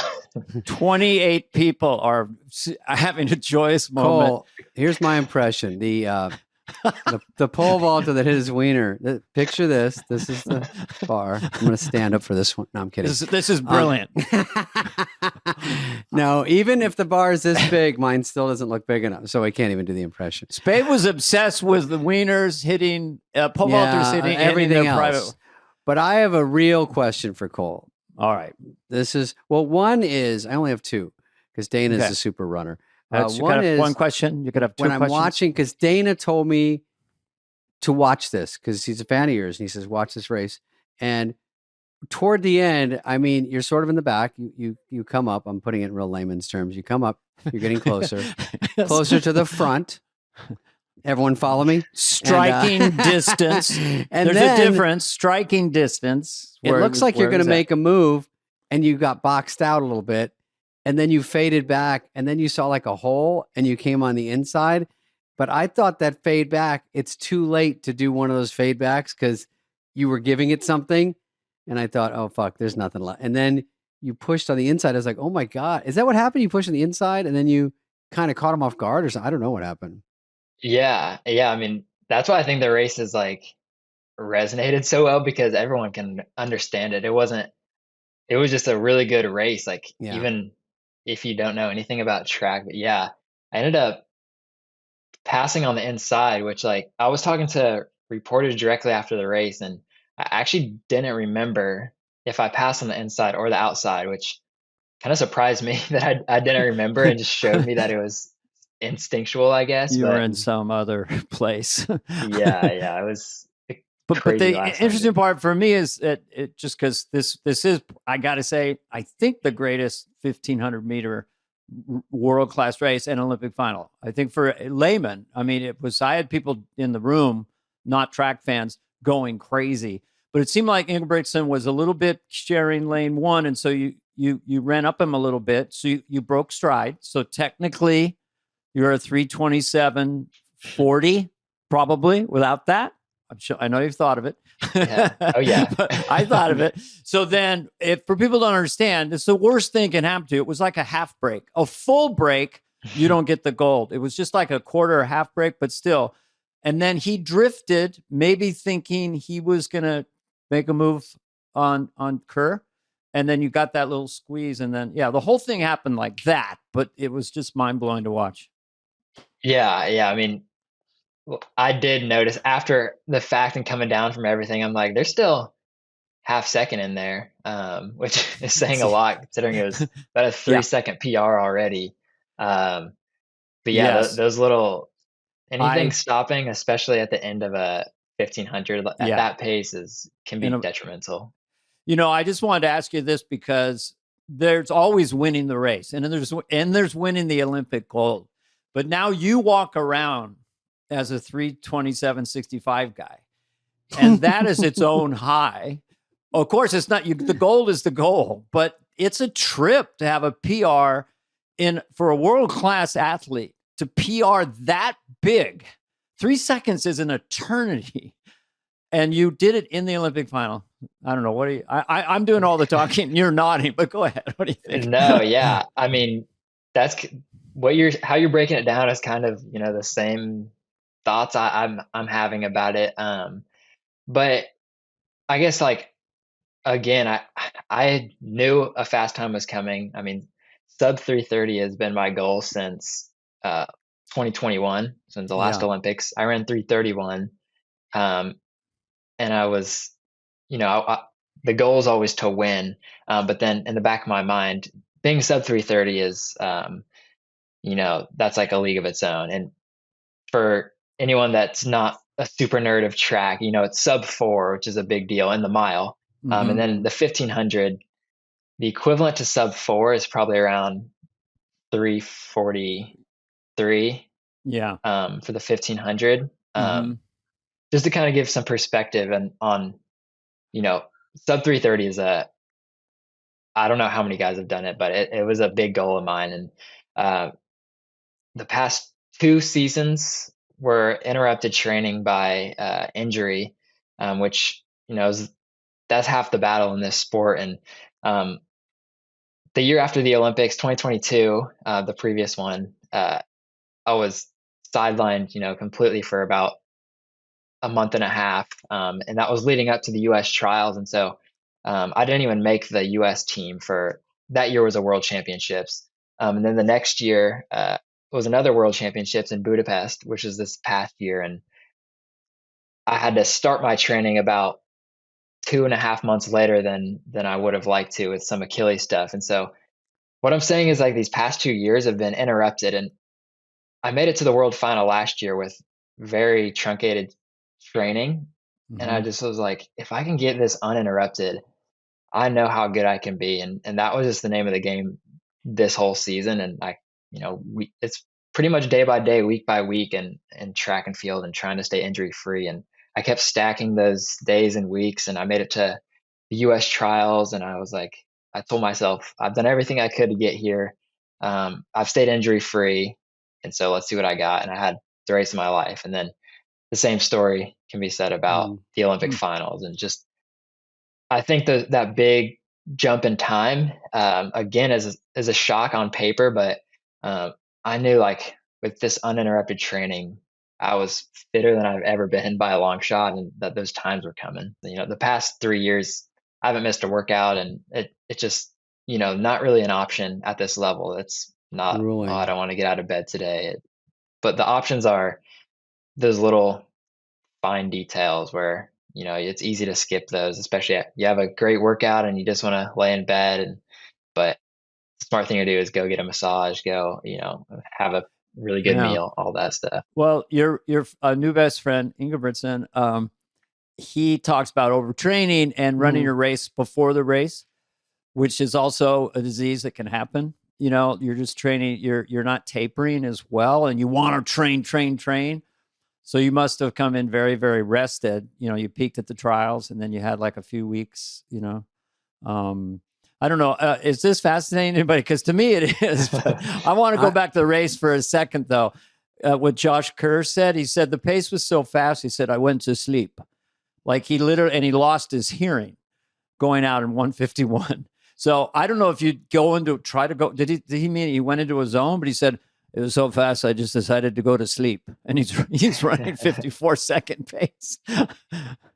Yeah, I mean, you feel it for sure, but I feel like his game plan, which was pretty obvious, is probably just don't give Ingebrigtsen anything. Don't give him a centimeter, and he could, having that person in that race plan and Ingebrigtsen immediately going to the front, he could probably flip off his brain and just his job was to not let him get any separation. And leading that race, I mean, for people who don't understand, I mean, it does take more energy.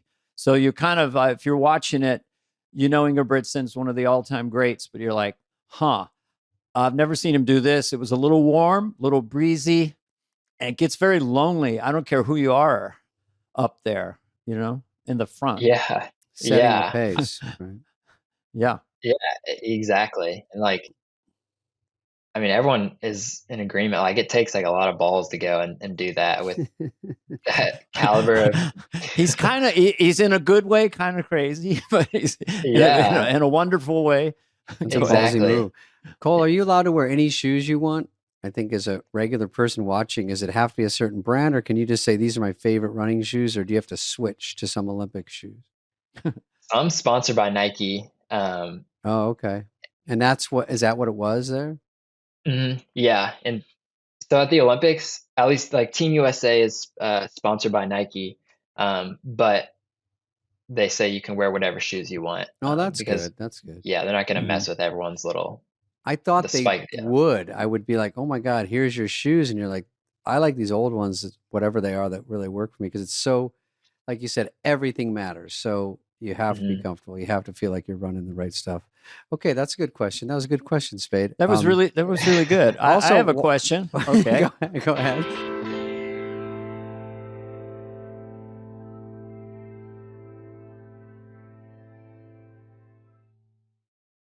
This is another super dumb one. Why? No, these are good because I'm so in the weeds. Yeah, the 400, the 800, and not the 1600. That is a good question because I myself had to look that up. I like that. It does sound like an odd number because I didn't know what it was. I'm like, how far is that? It doesn't seem to evenly.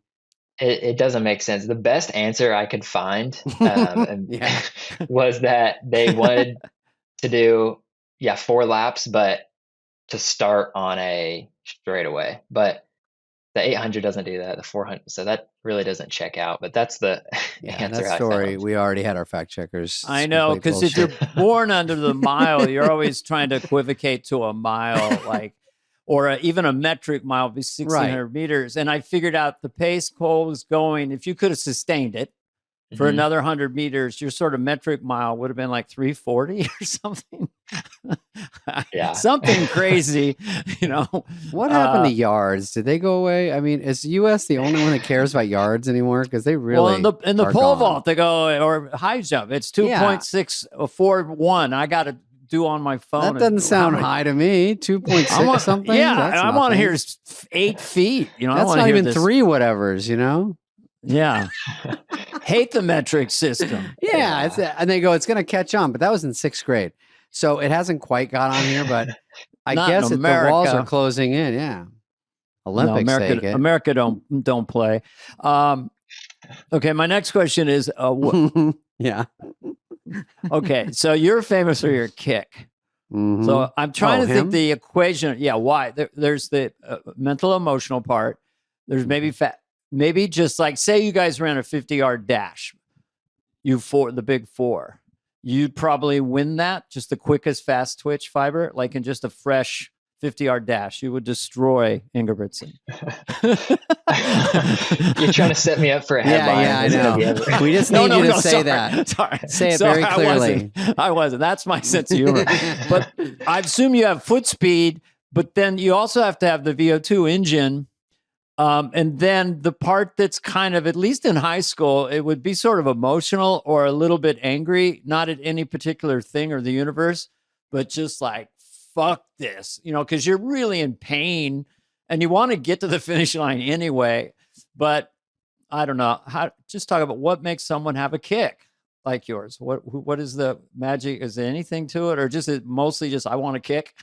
Yeah. I think like going back and seeing my form kind of develop, it's been pretty telling. Like the goal for so many races that my coach, or the plan, I guess, is just to be there with 200 meters. Because, I found out, and my coaches found out, that I'm going to do anything. I'm going to turn my form to shit if I have to, just to get to the line first, which is not ideal. But if you look at my high school videos and my college videos, even of finishing a race, my form's all over the place. I'm going side to side. And the idea is to keep everything moving straight forward. And, like just seeing that tells me, I don't know, something in my brain flips where I'll do anything in my power to get there. And as I've gotten stronger and fitter, my form has followed, and I've been able to stay, aligned. And that's also, helps you go faster if you can do that. I do think that, and I observed that myself because I watched the race a few times, and Ingebrigtsen has his certain form, and Josh, and you have your certain form. But then I do think it's okay in the last 10 or 15 meters to kind of go a little crazy and even go outside your zone a little bit, because it seemed like that you and Kerr were just neck and neck. And then, and then you just kind of ran in a different way. It was almost, it's almost like I have to get to the line first. And Kerr stayed in his great form. Ingebrigtsen, incredible running form. I think that's part of the secret of being willing, maybe the last 10 meters, just to like go a little crazy. Don't worry about your form. Just get there first, Yeah. I think there's something to that. And you can even see, the other American, Yard Nagoose, I mean, his form, he's fluid and looks good in the race. But when it comes down to the last 10 meters, he's got something where he can thrust his body forward or whatever. And he's always been able to just like get those last 5-10 meters, and he almost got silver doing that. So both those guys keeping really good form, or actually losing ground, compared to me and you guys just went kind of crazy. And he what does did you win? that. How much did you win by? A billionth of a second. No, you actually had a it's pretty pretty good small, this Olympics. It's been pretty small, a lot of these. What was the second place? I'm not sure on the probably exact 8-0, 3:27.80, and you were 6'5". He doesn't deal with second place. Yeah, we just call it not first the gold medal last, place. yeah. You mean the non-gold medal? Yeah. You're talking. Ask me a question about the non-gold medalists in this race. You're gonna have to call someone else. Yeah. What is and this is off the subject, but I stupidly thought Olympic Village was like as big as a Motel 6. But it's got to be huge. Like, there's so many people. Like, how big is that housing, and are there rules? It blew me away. Like, because I figured this out, and I went to Tokyo as well, and I had no concept of. Yeah, I thought it'd be like kind of a couple hotels, like a hotel. I didn't even think about it. Yeah. Yeah, but these, it seems like it's the same, like almost copy and pasted. What they have it figured out to where they throw up these buildings, and they're like the most bare bone apartment buildings. That's right. Yeah. You sleep on pizza boxes. Is that true? That's true. Yeah. I think there's 10,000 athletes in total. Ooh. So imagining, like it is like, there's at least 10 buildings that are each, like. Oh, that's way more than I thought. High. Yeah. So it is like a little village. It's like a city. There's no rules. There's no rules. Just get in there and show up at your race. Yeah, I guess so. Pretty much. So how long, like you win the race, you got the American flag and you're out there. How long are you kind of out there? Did you do a full victory lap or you and the goose? I mean, how did that, how long are you out there celebrating with the flag?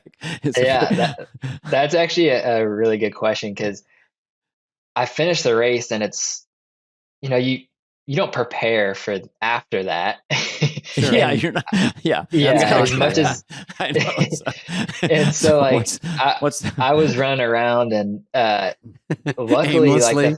and there is I figured this out that there is like a handler that's his job is to see the top three and tell them what to do, and luckily the first people I saw were like some of my best friends from college, and they actually had the American flag, and somehow I found them because they were going crazy waving it, and I went over there and got that, and then this guy directed me. He's like, "You can go this way," and then I started going too far, and they're like, "Whoa, whoa, whoa!" I was going into the long jump area. Bad neighborhood.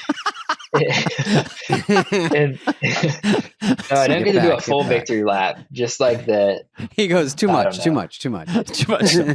Well, I always wanted that they always seem to run. Enough. We know you won the race. Now get in the fucking tunnel. They find a flag. I'm like, is there a vending machine or is there just someone that's assigned to hand you a flag? Or the little ones go, but the little ones are nice. Yeah, even get a little baby one, get a pin. You got a little pin your way, anything. And you and Yared are sharing it kind of, and he was sort of hogging it. You had to pull it away. Just made that up. There is usually a like USA track and field person whose job that is. And I think they wanted me to go to them, but again, I wasn't really thinking in that moment and just went to my buddies that I saw waving the flag. And, luckily it was super high. They said they went on this whole excursion to find me like a super high quality flag just in case it would be in that moment. But if not, they just leave it in the seats at the bottom. They forget about it. They're like, "Oh, he didn't win. What do we do with this?" Just that happens a lot. But no, that shows that they knew like a Super Bowl you hat. You were a dark horse. You were a contender. We're getting the flag for cold, because they were believers that this could happen. Exactly. So did you cry? Because the Olympics, which I thought were amazing, I don't know how much you watched after doing I thought they were extraordinary because of the emotion of all of it. Yeah. So I don't remember how you processed that or when they played the national anthem and the flag goes up. I mean, just to speak to the emotionality, what the hell you just went through. And it was just a few days ago. Yeah. I kept kind of like waiting, that night everything was moving so fast. And immediately after the race, it's hype. And I'm, not thinking about everything that went into it. And so I'm just like hyper and like happy, excited. Then we go to the medal ceremony and I was kind of waiting, like, am I gonna get emotional? But not really. On the medal stand, it was right after the race, which not all the events did. Getting my medal, and I was more concerned. They weren't right after the race. Oh no, a lot. Yeah. So that was actually a cool thing they did that. But I was more concerned with they get the tightest shot of your face if you're on the podium. And I remember seeing other athletes, and I'm like, they're so tight on their face. And I got my buddy text me. He's like, decent shave job. I don't think they could have gotten closer on your face. Jeez, yeah. But I was more concerned with that than anything else. You try to look cool and proud.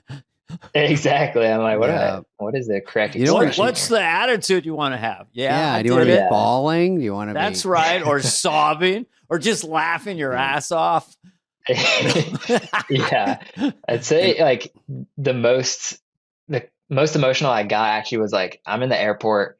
I'm not actually gonna go back to the States yet because believe it or not, there's more track races, which is crazy after the Diamond League. Yep, exactly. But I'm in the airport by myself watching like my high school had like a watch party and my best friend neighbors had a watch party, and I'm watching they have a video of their reaction, and I'm like, how cool. That's when I kind of get emotional, and I'm just by myself and can actually process what I'm seeing. And yeah, pretty cool. Sure. It's I would say it's very normal when emotions are so extreme in the moment to kind of, I wouldn't say go numb, but just sort of, you were sort of in shock. It's too much. No, exactly.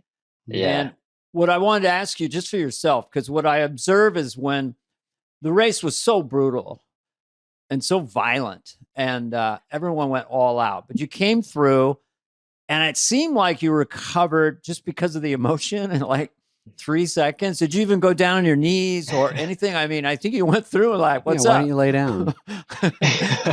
Yeah, that's another thing I thought of like after watching, but it's just the way, yeah, it's almost always like that where your adrenaline just can carry you. And I remember like me and my teammates always talk about how you can tell someone's fitness by the post-race interviews. I didn't get interviewed immediately on the track, but if someone's really fit, it'll be 2 minutes after the race and they'll have caught their breath. It just shows the fitness that you have to be at to be at this level. That's part of it. And the other part is just like, the crazy amount of adrenaline. But just winning, the winners seem to always kind of recover faster. Yeah. Yeah, exactly. And well, Dana, anything else for this young man who, oh, by the way, what did you say? PR? What did that stand for, by the way? Personal record. Personal record. Okay. Can you tell every story again now? Because now that I know what start that again. It's a PR. I was just curious. These are random things. Have you watched? Steve Prefontaine was this iconic, and if you're in the Bowerman Track Club at Oregon, you know all about him. I'm sure you've watched the 5K from Munich, where Prefontaine, who's 21, you're 23, runs the most charismatic and reckless 5K in history. Have you watched that with British announcers? Okay. I watch it at least a few times a year. I don't even know how to make sense of it other than Prefontaine, he just ran, I don't know. He spent so much energy passing. He tried to break the world. He's sprinting. He's coming back. He's taking the lead. I mean, and now you've done a race that people are going to look at, it just sort of, the world's strange how things happen, Yeah, absolutely. Yeah. I mean, there's a reason if you follow track, you've heard of Prefontaine. He just, raced like with passion, as cheesy as that sounds, but you were just like, this is what I'm going to do. And if it works, then I'm going to know I gave it everything. And if it doesn't, then it's the same. Yeah. And the British announcers were much better at the Olympics here in America, or there was a British announcer. But for Prefontaine, when it's the last 50 meters and he's kind of dying, the British announcer literally says, and the chunky American is completely bankrupt. What a great line. The chunky American is completely bankrupt, that he'd hit that wall. And then you look at it later, go, what a brave race it was. And so it's a badass race, even though he took fourth. He kind of won the moment, somehow. But anyway, that's very inspiring. But I just want to ask you one more question. Why did you agree? Because when you won the race and they said, who can we have a Superfly? can we get Timothy Chalamet? No, can we get Cole Hawker? Yeah. And I thought it was be a joke. Like, there's no way you were going to have the time or the energy, or I've ever heard of these two old guys. But anyway, thanks for coming on. And why did you say yes? Well, I want to let you guys know that I'm also a fan of both of you. And I mean, I've watched SNL and all the backlog stuff, I guess, but grew up watching. It's backlog. Have you seen Wayne's World at least, or Joe Dirt? I have. Yes, I have actually. But good. I'm actually, I'm a pretty big comedy fan, funny enough. So my agent sent me this and he was like, this is pretty cool and unique. And I was like, but that's crazy. So of course. Thank you, buddy. Yeah. Well, we love it. It was great seeing you. Dana called me right away and said, you got to watch this race. I flipped it on. I was like, holy shit. This guy you're very charming and you're humble and you're 23. Mm-hmm. So I guess stay healthy and we're going to get to watch. We have, 4 or 5 great 1500 meter, and don't get me started on Hobbs Kessler, who's 21. We just have we had 3 of the top 5. We just have some amazing epic battles to go, and you have to do them and go through all the pain, and we get to watch. But it's you're still inspired and enjoying the sport, and you're looking forward. Yeah, because 23 is you're not even in your prime. Time. Yeah. Mm-hmm. We're not in our prime either. You're entering the golden age. Yeah. Anyway, so thank you so much for coming on, and I'll be watching the Diamond Leagues. Good luck on those. Yeah. Thank you very much. Yeah, thanks again for having me. Keep up the good work. All right. This has been a presentation of Odyssey. Superfly is executive produced by Dana Carvey and David Spade, Jenna Weiss-Berman of Odyssey, Heather Santoro, and Greg Holtzman. Hope you liked it. Ooh.